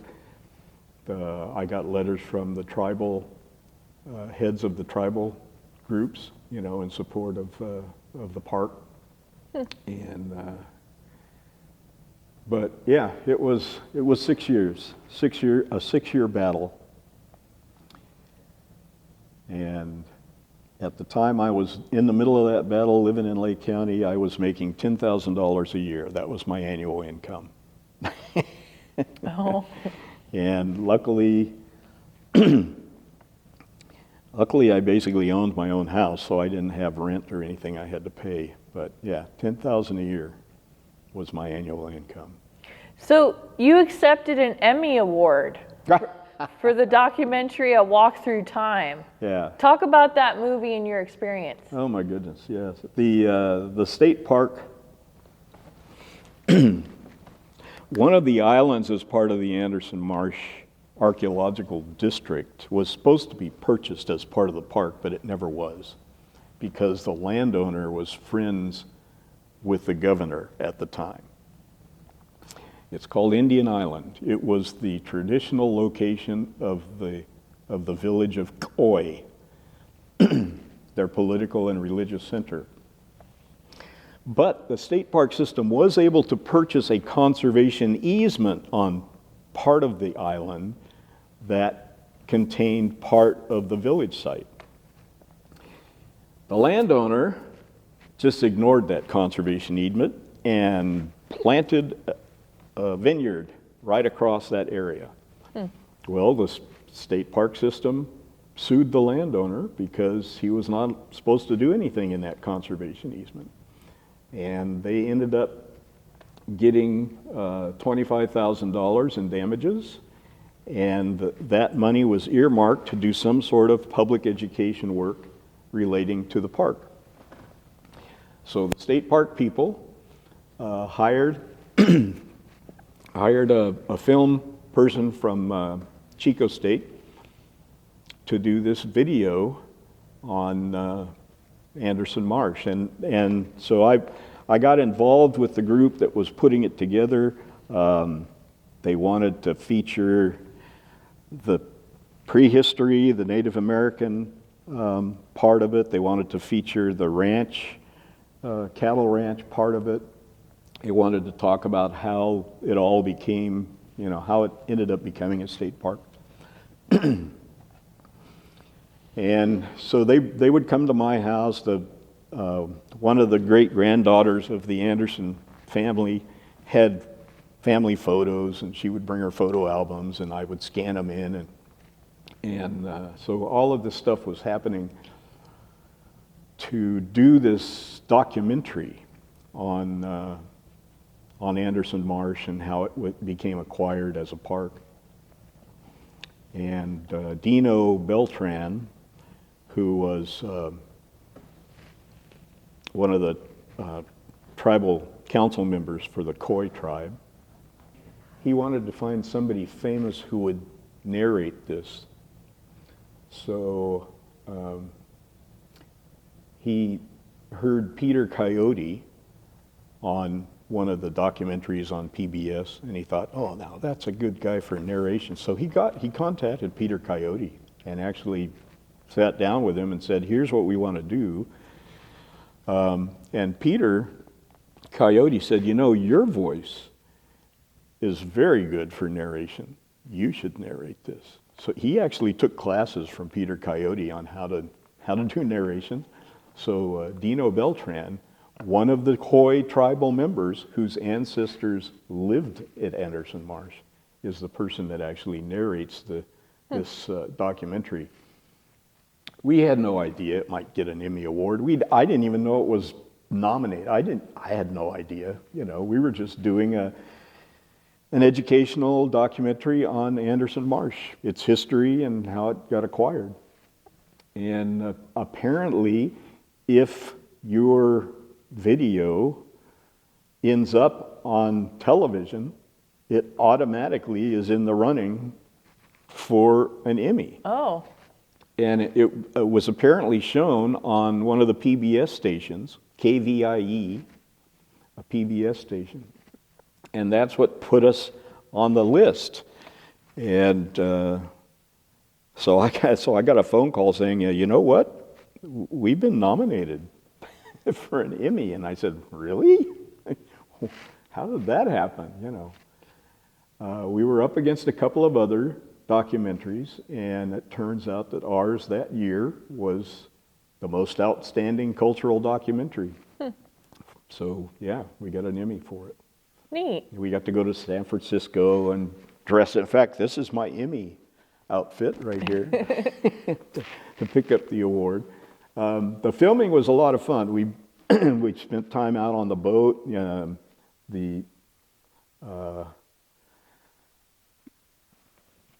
Dan Bruns, who was the director from Chico State, brought out, he's the one that did most of the filming and set up most of the scenes and everything. And he had, he would come out before dawn just to set up and get particular shots of the sun coming up, or the clouds or whatever was going on. And, just amazing. He just did an amazing job with the videography of it. Before we got the Emmy, we actually got the Governor's Historic Preservation Award in the year before, 1916, we got the Governor's Preservation Award. 1917, we got the Emmy. Yeah. So all the structures at Hobergs Resort were burned down during the 2016 Rocky Fire. Yeah. Talk about the dig that you led there. Okay, yeah. Hobergs Resort, I actually got a call about a year before the Rocky Fire. The organization that owned Hobergs Resort wanted to rebuild some of the buildings, demolish some of the buildings, and basically bring it back as a going concern, as a resort. Because it was already a historic resort, they knew that they were going to have an evaluation done of the buildings to find out which ones were historically significant and if there was any archaeological sites there. So I was hired to go out and do a complete historic evaluation of the Hobergs Resort. And my wife and I climbed over and under and went through all the buildings, photographed everything, and put together a pretty extensive report on the buildings and what years they were built, and which ones were significant, which ones weren't. And I was actually scheduled to give a talk about the historic resort to the Lake County Historical Society, and we were going to give the talk in the dining hall at the resort. And I was scheduled to do that on a Sunday or a Saturday, I don't know. The fire came through the week before I was supposed to give that talk. Oh. And the dining hall burned to the ground along with everything else. So, it was just fortunate that we were able to go out and catalog all of that before the fire came through, but everything was gone, during that fire. It turns out that in 1936, a fire came through there and burned 80 of the buildings that were part of the resort in 1936. The resort was started in 1890, and it was the Hobergs were German immigrants, and they spoke German, and they, Matilda Hoberg made German food and meals and stuff, so her brother-in-law lived in San Francisco, where a lot of German immigrants were coming into the United States in the 1800s and early 1900s. And he would recommend, if you want German food and you want to have fun, and vacation, go up to this resort. They speak your language, they'll cook your food, So it became a very popular German resort for new German immigrants to the United States. 1936, the resort was totally packed with people. There was a convention going on with the Sons of the Golden West organization. The fire came through during the summer. Everybody had to leave immediately and leave everything they had. The fire burned down 80 buildings. When they were cleaning up from that fire, they took all of this stuff and dumped it next to the main lodge and used it as fill to add on to the main lodge. So they dumped all this stuff here, they put a concrete slab over it, they built the building on top of that. When the Valley Fire came through and burned the main lodge, we found this concrete slab. And underneath the concrete slab, we found 3 or 4 feet of cultural material, broken dishes, bottles, bone, food material, everything. Everything that was part of Hobergs Resort from 1890 to 1936 was in this time capsule of soil underneath this concrete slab. Everything. Because they had to leave in such a hurry, there was makeup cases, the silverware, jewelry, all of this stuff. Everybody's individual medicine bottles that they brought with them on their vacation. So I thought, wow, this is this is a real time capsule. So I got a bunch of volunteers organized, and we went up and we actually excavated and screened all of that soil. It was, I don't know, it took a couple of weeks, I guess, of excavating and screening. We recovered all of the stuff that we could, and there was actually some grant money to pay us to sort the material. So we spent 2 or 3 months, I think, sorting through all of this stuff and grouping it into groups. Like, all the bottles were sorted into the types of bottles and the time period that each of the bottles represented in. And, all the broken ceramics, we separated into what type of ceramic it was, and then we started piecing them together. And so yeah, all of that stuff. And it is all currently stored at the Eli Museum, run by the Lake County Historical Society. And we're still in the process of cataloging. Everything's been sorted. It's just we're still in the process of cataloging all of the stuff. And as we catalog a section of it, I write up a report on that section and publish it. For instance, I've already published a section on the silverware from the Hobergs Resort, and on the makeup cases and that kind of stuff. So as we go through firearms, I've already done the firearms. Everything was there. I mean, bullet cartridges and stuff like that. I can tell what the guys that were coming up to vacation, what rifles they were used to go hunting, that sort of thing. So talk about your involvement with the Eli Stage Stop and the Historical Society. Well,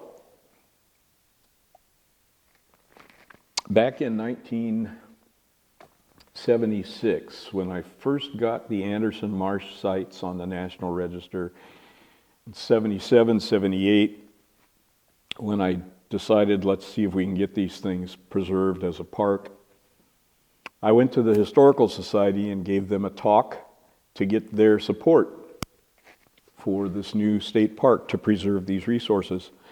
And I became a life member at that time of the Historical Society. And so I would attend their meetings, and I knew most of the people. In fact, when I first moved to Lake County, I got a job working with Henry Malden, who was the county historian back then. And I would actually go to his house, and I think he was the president of the Historical Society at the time. I'd go to his house and I'd type card catalog cards for his, historic notes. He had like 10,000 pages of historic notes that he had taken from interviewing old timers all over the county. And he and I would sit around and talk in his living room about history in the county. But so I got involved with the Historical Society in the 70s, and they were all excited about Anderson Marsh. I left Lake County in 1985 to go down to UCLA for my PhD. And I didn't come back until 2006. Well, when I came back in 2006, the county had managed to move the old Eli stage stop from its original location to where it is today, so that it wouldn't be destroyed. Caltrans was going to widen the highway and bulldoze it. And the community said, no, let's protect this. This is an 1860 stage stop, let's protect it. So the community got together, and this is before I came back to Lake County. They had moved the stage stop, and it was being restored. And so as soon as I got back to Lake County, I started, attending the Historical Society meetings and I was a life member, so what the heck, I may as well get back involved, you know. And so I got on the board and, you know, started helping out with the Historical Society.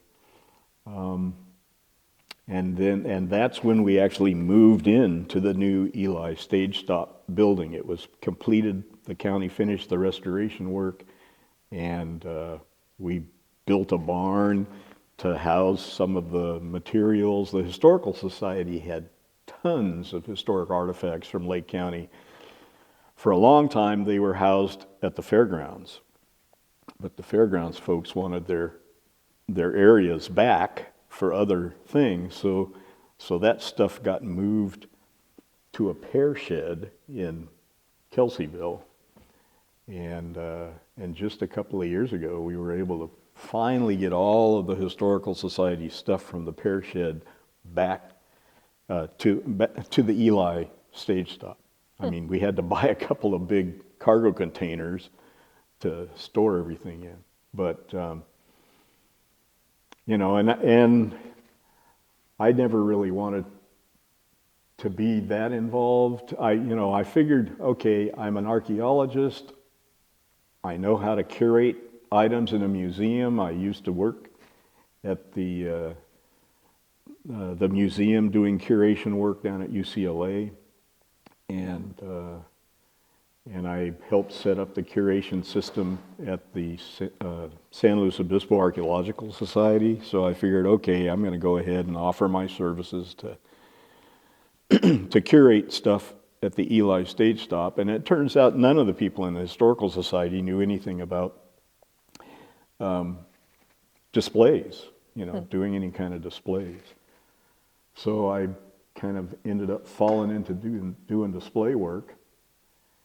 And over the years, the Historical Society had to change from being a member organization to being an organization to run a museum.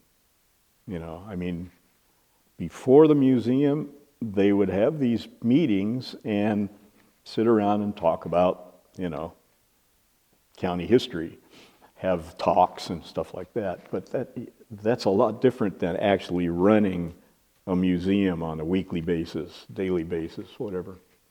So it was a big growing pain for several years, from 2006 till probably 2012, 13, I don't know. The Historical Society had to go through that a lot, because the old timers were used to that kind of an organization, and now it was more of a business. And they just had a hard time dealing with that change. A lot of them left.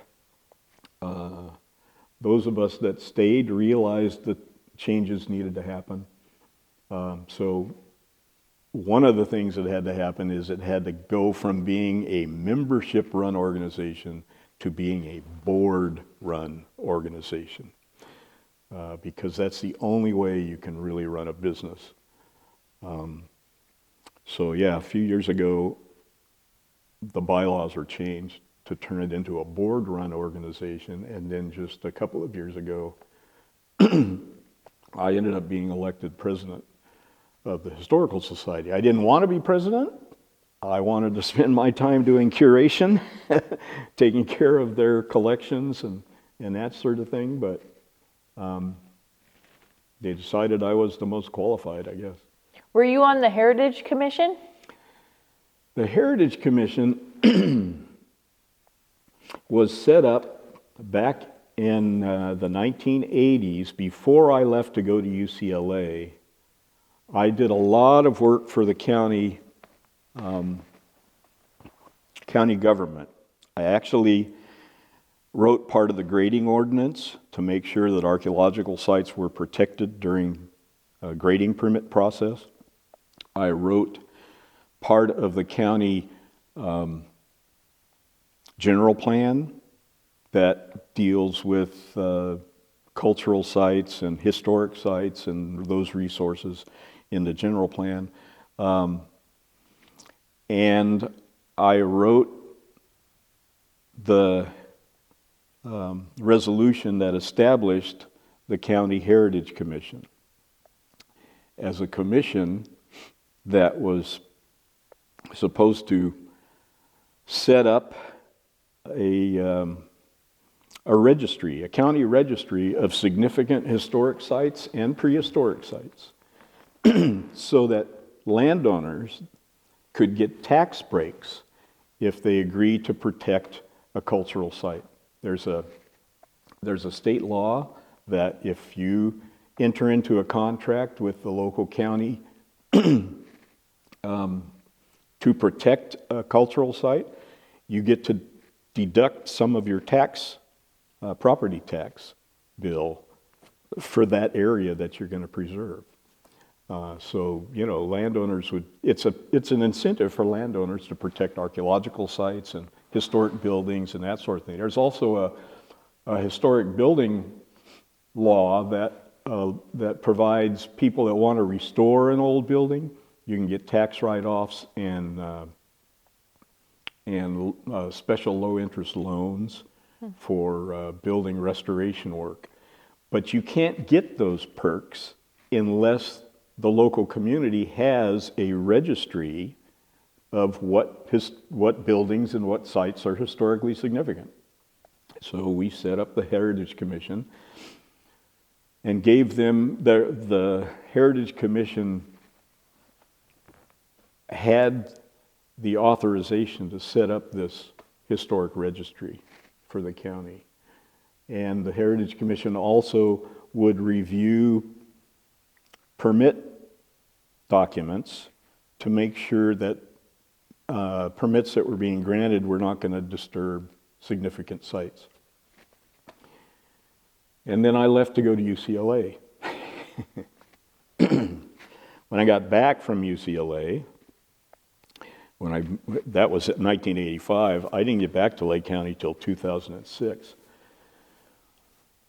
After I left, supervisors, the Board of Supervisors changes all the time, and sometimes it's preservation oriented and sometimes it's development oriented. It just kind of depends. And one of those development oriented times, they decided to take away that power that the Heritage Commission had. The Heritage Commission could no longer establish this list of significant historic resources. They could only advise the supervisors of what might be considered historically significant. The supervisors actually had to make that determination of whether it was or not. Well, that doesn't give you a registry of historic sites. That gives you a registry of sites that are significant to supervisors. Yeah. Okay. And when I got back, I didn't realize that they had changed the function of the Heritage Commission. I thought we still had the authority to set this up. The planning director at the time wanted the Heritage Commission to do stuff, and so he gave us a sample ordinance to set up a historic registry. And I looked through it was from Napa, and I looked through it, and there was nothing in there about archaeological sites. It was just historic buildings. And I thought, well, this is weird. How come? Since 90% of Lake County's significant historic resources are archaeological sites, why isn't it in here? This is not a registry of historic resources. This is a registry of historic buildings, And so I tried to find out what's going on, and it turns out that the Napa ordinance originally did have archaeological sites listed. Our planning director here, did not want to have to deal with Native Americans. He didn't like Native Americans, and he didn't want to have to deal with archaeological sites. So he physically took that out of the sample ordinance that he handed us to work with. Wow. So I put it all back in. I went out to different counties around the state to find out, okay, that a lot of counties have these ordinances to establish, registries of historic resources so that their citizens can get these benefits. And so the sites can be preserved. So I went around to all these counties and got all of these different ordinances together, and I folded them into one that would work in Lake County, and then I ran it over to the State Office of Historic Preservation and had them review it to make sure it passed muster with them, because they're the ones that grant these perks. And once it all got completed and brought back, the Heritage Commission would review all these different drafts of this ordinance, so that we were all on the same page. And I forwarded it on to the planning director, and he said, "Nope, this is not anything we're going to do." I said, "Well, why not?" Finally, I couldn't get a meeting with him. It took me weeks to get a meeting with him. And finally, when I sat down to get a meeting with him, he had two of his other staff people there. He didn't know what I wanted the meeting for. So I just started explaining the situation, and he said, "Oh no, we're not going to do that. We're not going to do that." It took about an hour in the meeting before he finally admitted that the reason he didn't want to do that was because he didn't want to have to deal with the Native Americans. Wow. And I said, "That's why you have an ordinance like this. The Heritage Commission will deal with the Native Americans before the stuff gets to the planning department." That's the way it just wasn't going to work. So the Heritage Commission, so I thought, okay, what can we do? We were trying to get an ordinance, a historic preservation ordinance is what it was. And the historic preservation ordinance was going to have the planning documents from certain projects would be reviewed by the Heritage Commission to make sure that damage wasn't going to happen to historic buildings or archaeological sites. He didn't want to have anything to do with that. So the next thing I thought, okay, how about if we just do the list, the historic list? So I put together a resolution that would establish a historic resource inventory list for Lake County, the Lake County Historical Resource Inventory. And I put, and how, what significance had to be met before something could be included on that list, how you get stuff off of that list, if a building falls apart or something, there's got to be a way to put them on, there's got to be a way to take them off, and what do they qualify for when they're on the list. And so I put together that resolution, sent it up the chain of command, and it got shot down. And it was like, okay, what can we do? Well, you can't do anything but advise the Board of Supervisors. That's all you are, is an advisory board. But since you're at an advisory board, we want you to do this, this, and this. They wanted us to include to put the castle in Lucerne on this registry. And let's start with the historic buildings in the Lower Lake, and the Anderson Ranch House. None of the archaeological sites at Anderson Marsh, just the Anderson Ranch House. So I said, okay, well, we can look into these and we can recommend, that they're at this particular level of significance. But why would you want the Anderson Ranch House and none of the 38 archaeological or 43 archaeological sites in that archaeological district? We're not doing any archaeology, just historic buildings. So we did. We did all the buildings in Lower Lake, Uh, and I added the Eli stage stop. And we sent them all up the chain of command, and it came back saying, well, nah, the Eli stage stop doesn't qualify because it's been moved from its original location. And I said, really? Okay. But the 43 archaeological sites in Anderson Marsh that are already on the National Register of Historic Places, they don't qualify? You know. Finally, it got to the point where we just, all of us on the Heritage Commission had finally had enough.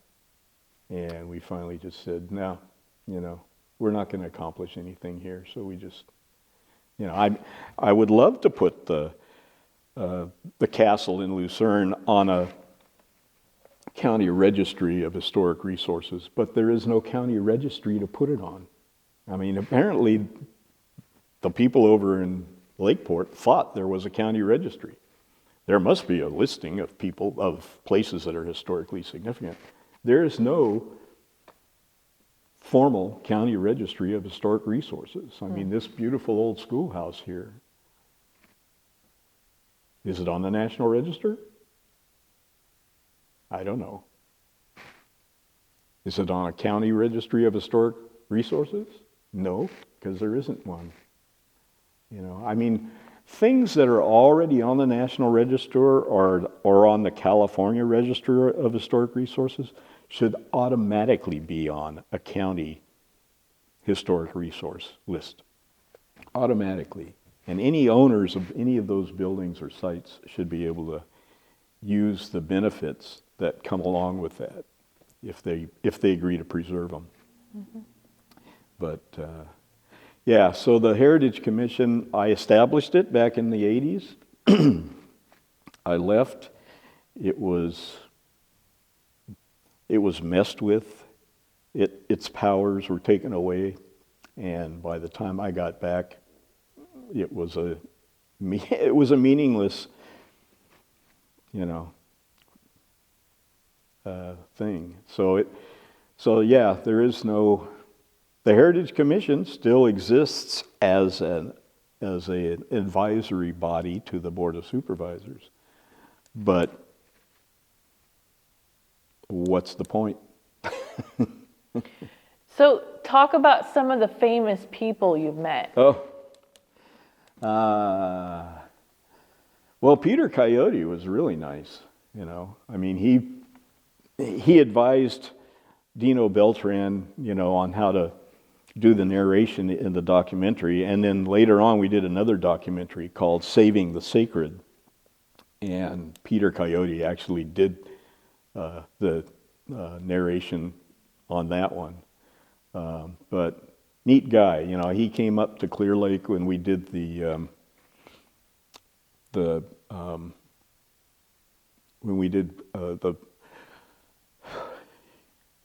Walk Through Time premiere in Clear Lake. He came up and gave a little talk, and that was a blast. Back when I was at UCLA,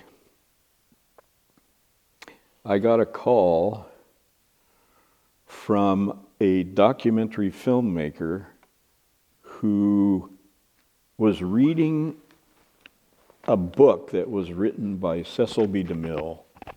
And in that book there was a paragraph that said, "I hope when archaeologists come across the sphinxes that we buried in the sand dunes in Guadalupe, they don't rush into print that the Egyptian civilization extended to the west coast of California."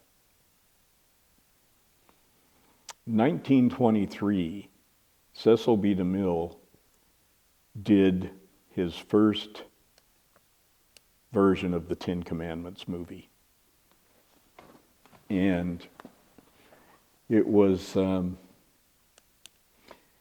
he wanted to do it in Egypt, but the film, who was the guy that was in charge? anyways, the film company said, no, we can't afford you to go to Egypt and do this movie. You know, we just did one in the sand dunes in Santa Barbara County called The Son of the Sheik, and it looks just like the Egyptian desert. So go down there and do it down there. So Cecil B. DeMille built a huge set. The gates to the Egyptian city were the length of a football field, 4 stories high. There were 3-story seated statues of the Pharaoh Ramses on either side of the entrance to the, and there was a line of sphinxes, you know, like 12-foot tall sphinxes, you know, lining the chariot way into the main gate to the Pharaoh's city. Apparently, when the filming was over, so that no other movie people would be able to use this expensive set, they cut all the guy wires, dropped it all down onto the sand dune, and the wind-blown sand just covered it all up. So he reads this thing in DeMille's biography, and he says, well, that would be neat to find, wouldn't it?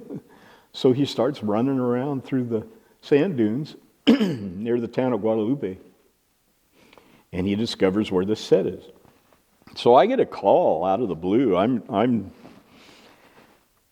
doing archaeology in Morro Bay. I had actually done an archaeological survey for the Nature Conservancy that had, they were going to build an interpretive center out on the dunes.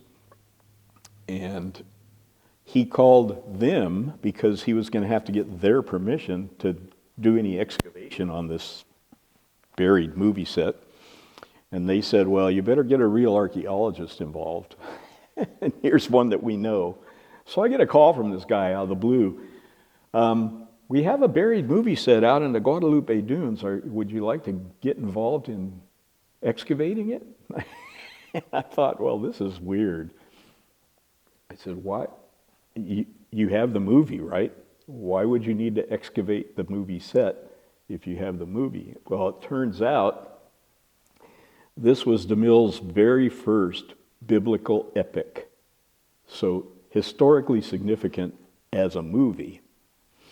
Secondly, the set itself was designed by Paul Iribe, a French designer.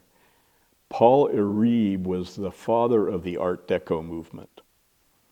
And if you just have like a pencil drawing done by Paul Iribe, it's worth probably $50,000 to $100,000.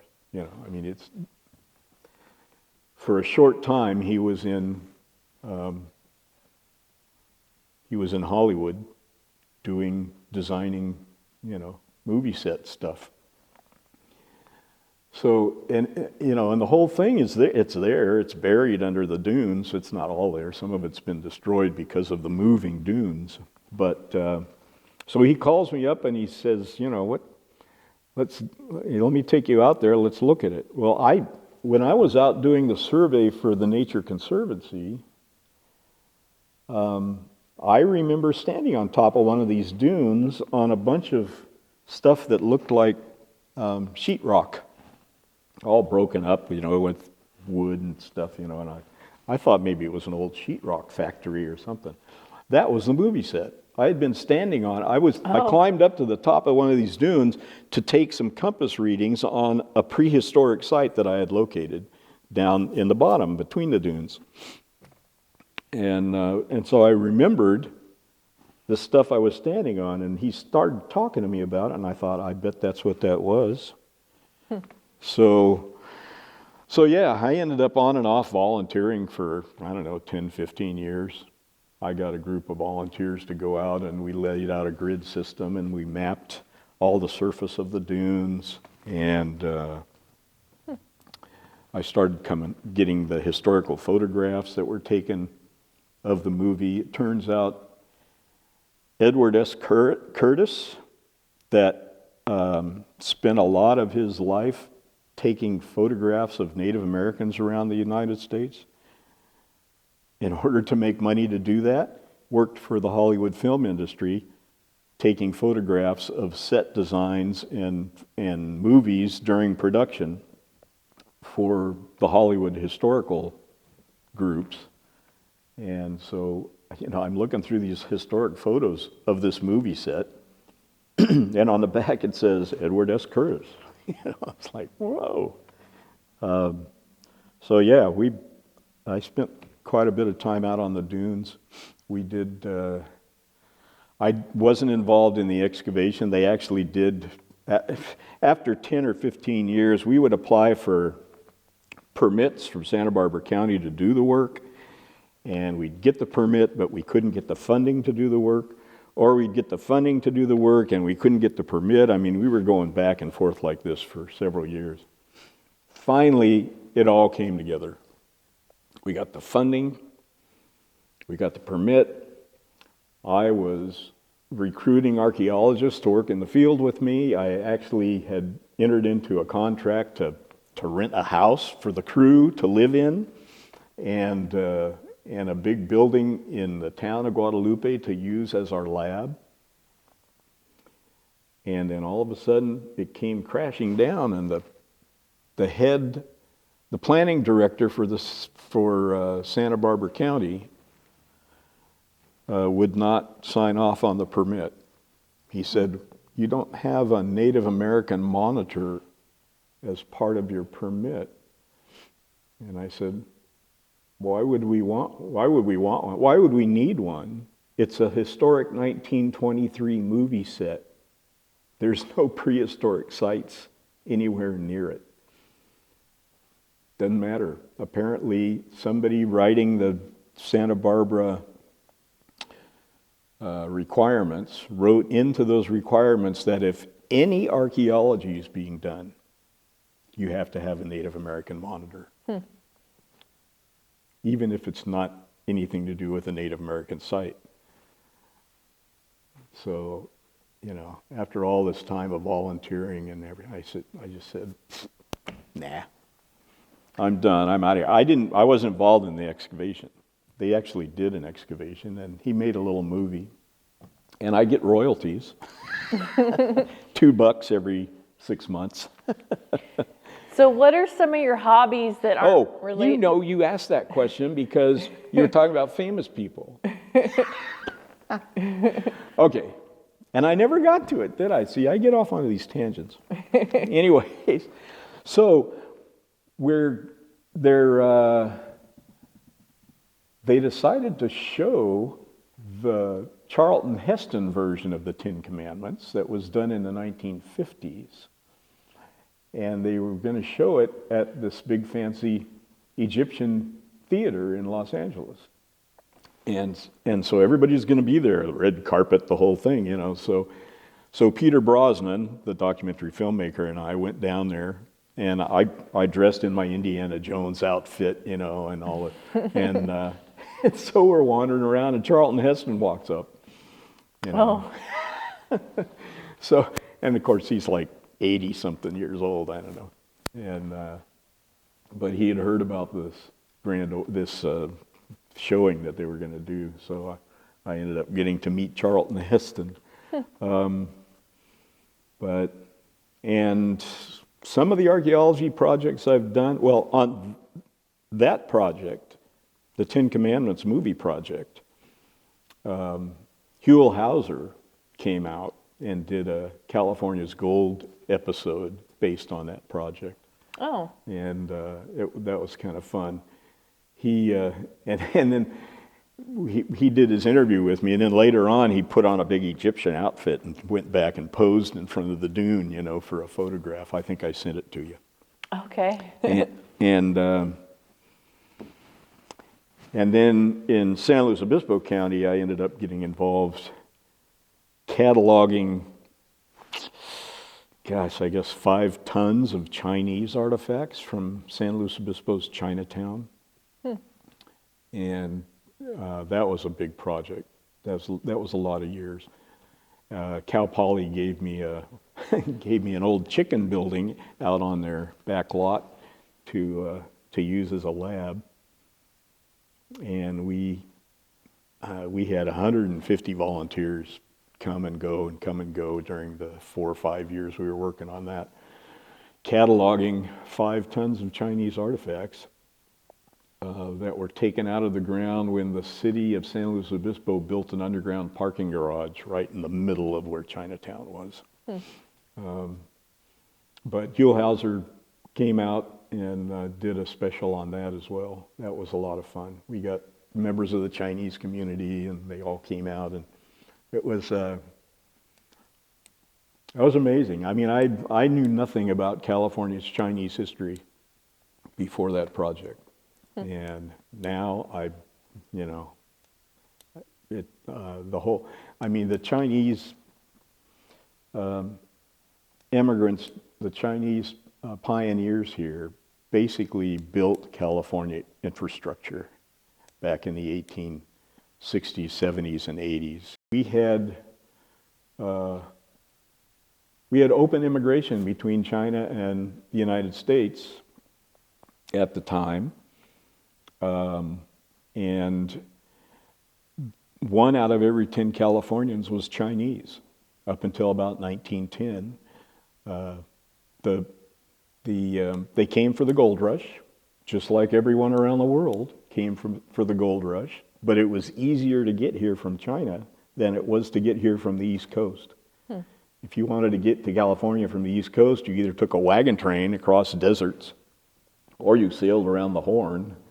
But if you're in China, you get a boat, you put a month's supply of food and a month's supply of water, and you row out off the coast, and the Pacific Current carries you right to the shoreline of California. You don't even have to have a sail. You'll just end up in Monterey or somewhere. So yeah, it was much easier to get here for the gold rush from China. But of course the gold rush was mostly, there was not enough gold to go around. It was more hype than anything. So the Chinese people that were here went to the jobs that they left in China. They became farmers or fishermen. They came from coastal China, the Guangdong province. They were used to traveling on the ocean. They were used to traveling to other places. And so they, if they were doctors, they went back to doctoring. If they were fishermen, they went back to fishing.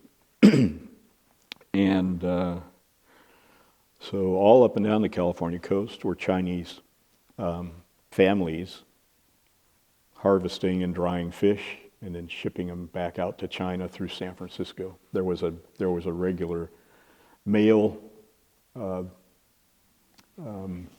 steamer that went from San Francisco to Guangdong province. And the Chinese people that were here would help pay the passage for people in China to come to California. And then those people would work off their passage money. So they were, so you ended up having Chinese guys that were here with a team of workers that they could then lease out to the railroad or to build roads or rock walls or whatever. So you could hire a Chinese crew that was paying off their passage money to the boss to come out and do your infrastructure project for you. So that's how California infrastructure got built. So what are some of your favorite hobbies that aren't related to archaeology? I love sailing. I do. I started sailing on Blue Lake when I was probably 8 or 10 years old, and just a little teeny sailboat. I love boating in general. We made handmade kayaks, folding kayaks, and took them down the Russian River one spring. That was fun. I've owned 3 sailboats. I own one right now, although I'm too old to sail it. Would you like a sailboat? I could say. But yeah, no, I love sailing, and a few years ago, my cousin, who also loves sailing, said the San Diego Maritime Museum has a square-rigged historic boat. It's called the Californian. It's a replica of a 1870s coastal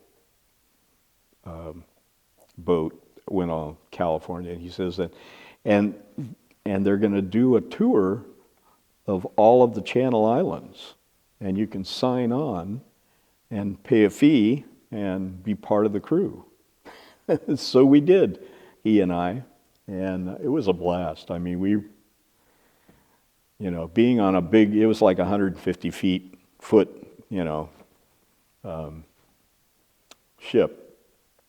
And we were actually part of the crew, lifting. We stood watch with everybody else. We actually got the midnight watch. So we had to be up and on deck at midnight till 4 a.m, and then noon until 4 p.m. So it was like on-off watch. So it was weird because we had to try to sleep between 4 a.m. and the time that the cook got up to make breakfast at 8 or whenever, because the room we were sleeping in was also the room where everybody ate breakfast, and that's when you're in these little bunks and stuff. But that was a lot of fun.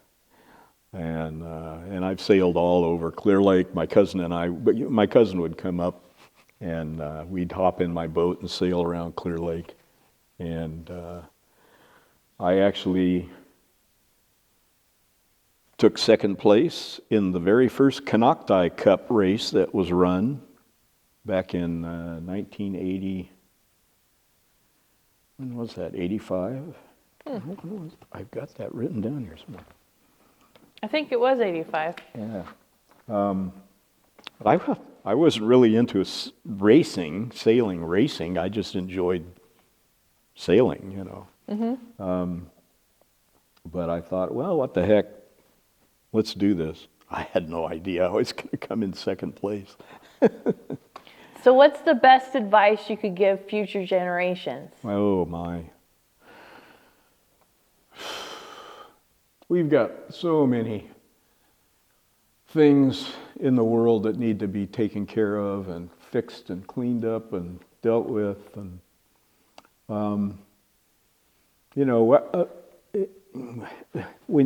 when you live your life and as long as I have, which I don't feel like I'm that old, but I guess I am. You realize that you're here for such a short amount of time, and you're just renting this earth. I mean, you're just a temporary caretaker of this particular planet, So probably the most important thing, I think, that everyone should be doing is do what you can to leave this place better than it was when you got here, And that can be getting a new park, that can be setting up an organization that takes care of poor people, it can be a lot of different things. Just try to do something to make it a better place for those that come after you. And that's my advice to anybody. We are only here. I study cultures for thousands of years. Thousands of years of culture come and go. Economic systems and political systems and religious systems that come and go over thousands of years, and you realize you're just here for a flash. You're here for just that much, and hopefully people will be coming after you. So try to make it a better place for them than it was for you. And I think If you can do that, you've done the job. Thank you so much for being here today and for sharing your stories. No problem. Thanks for having me.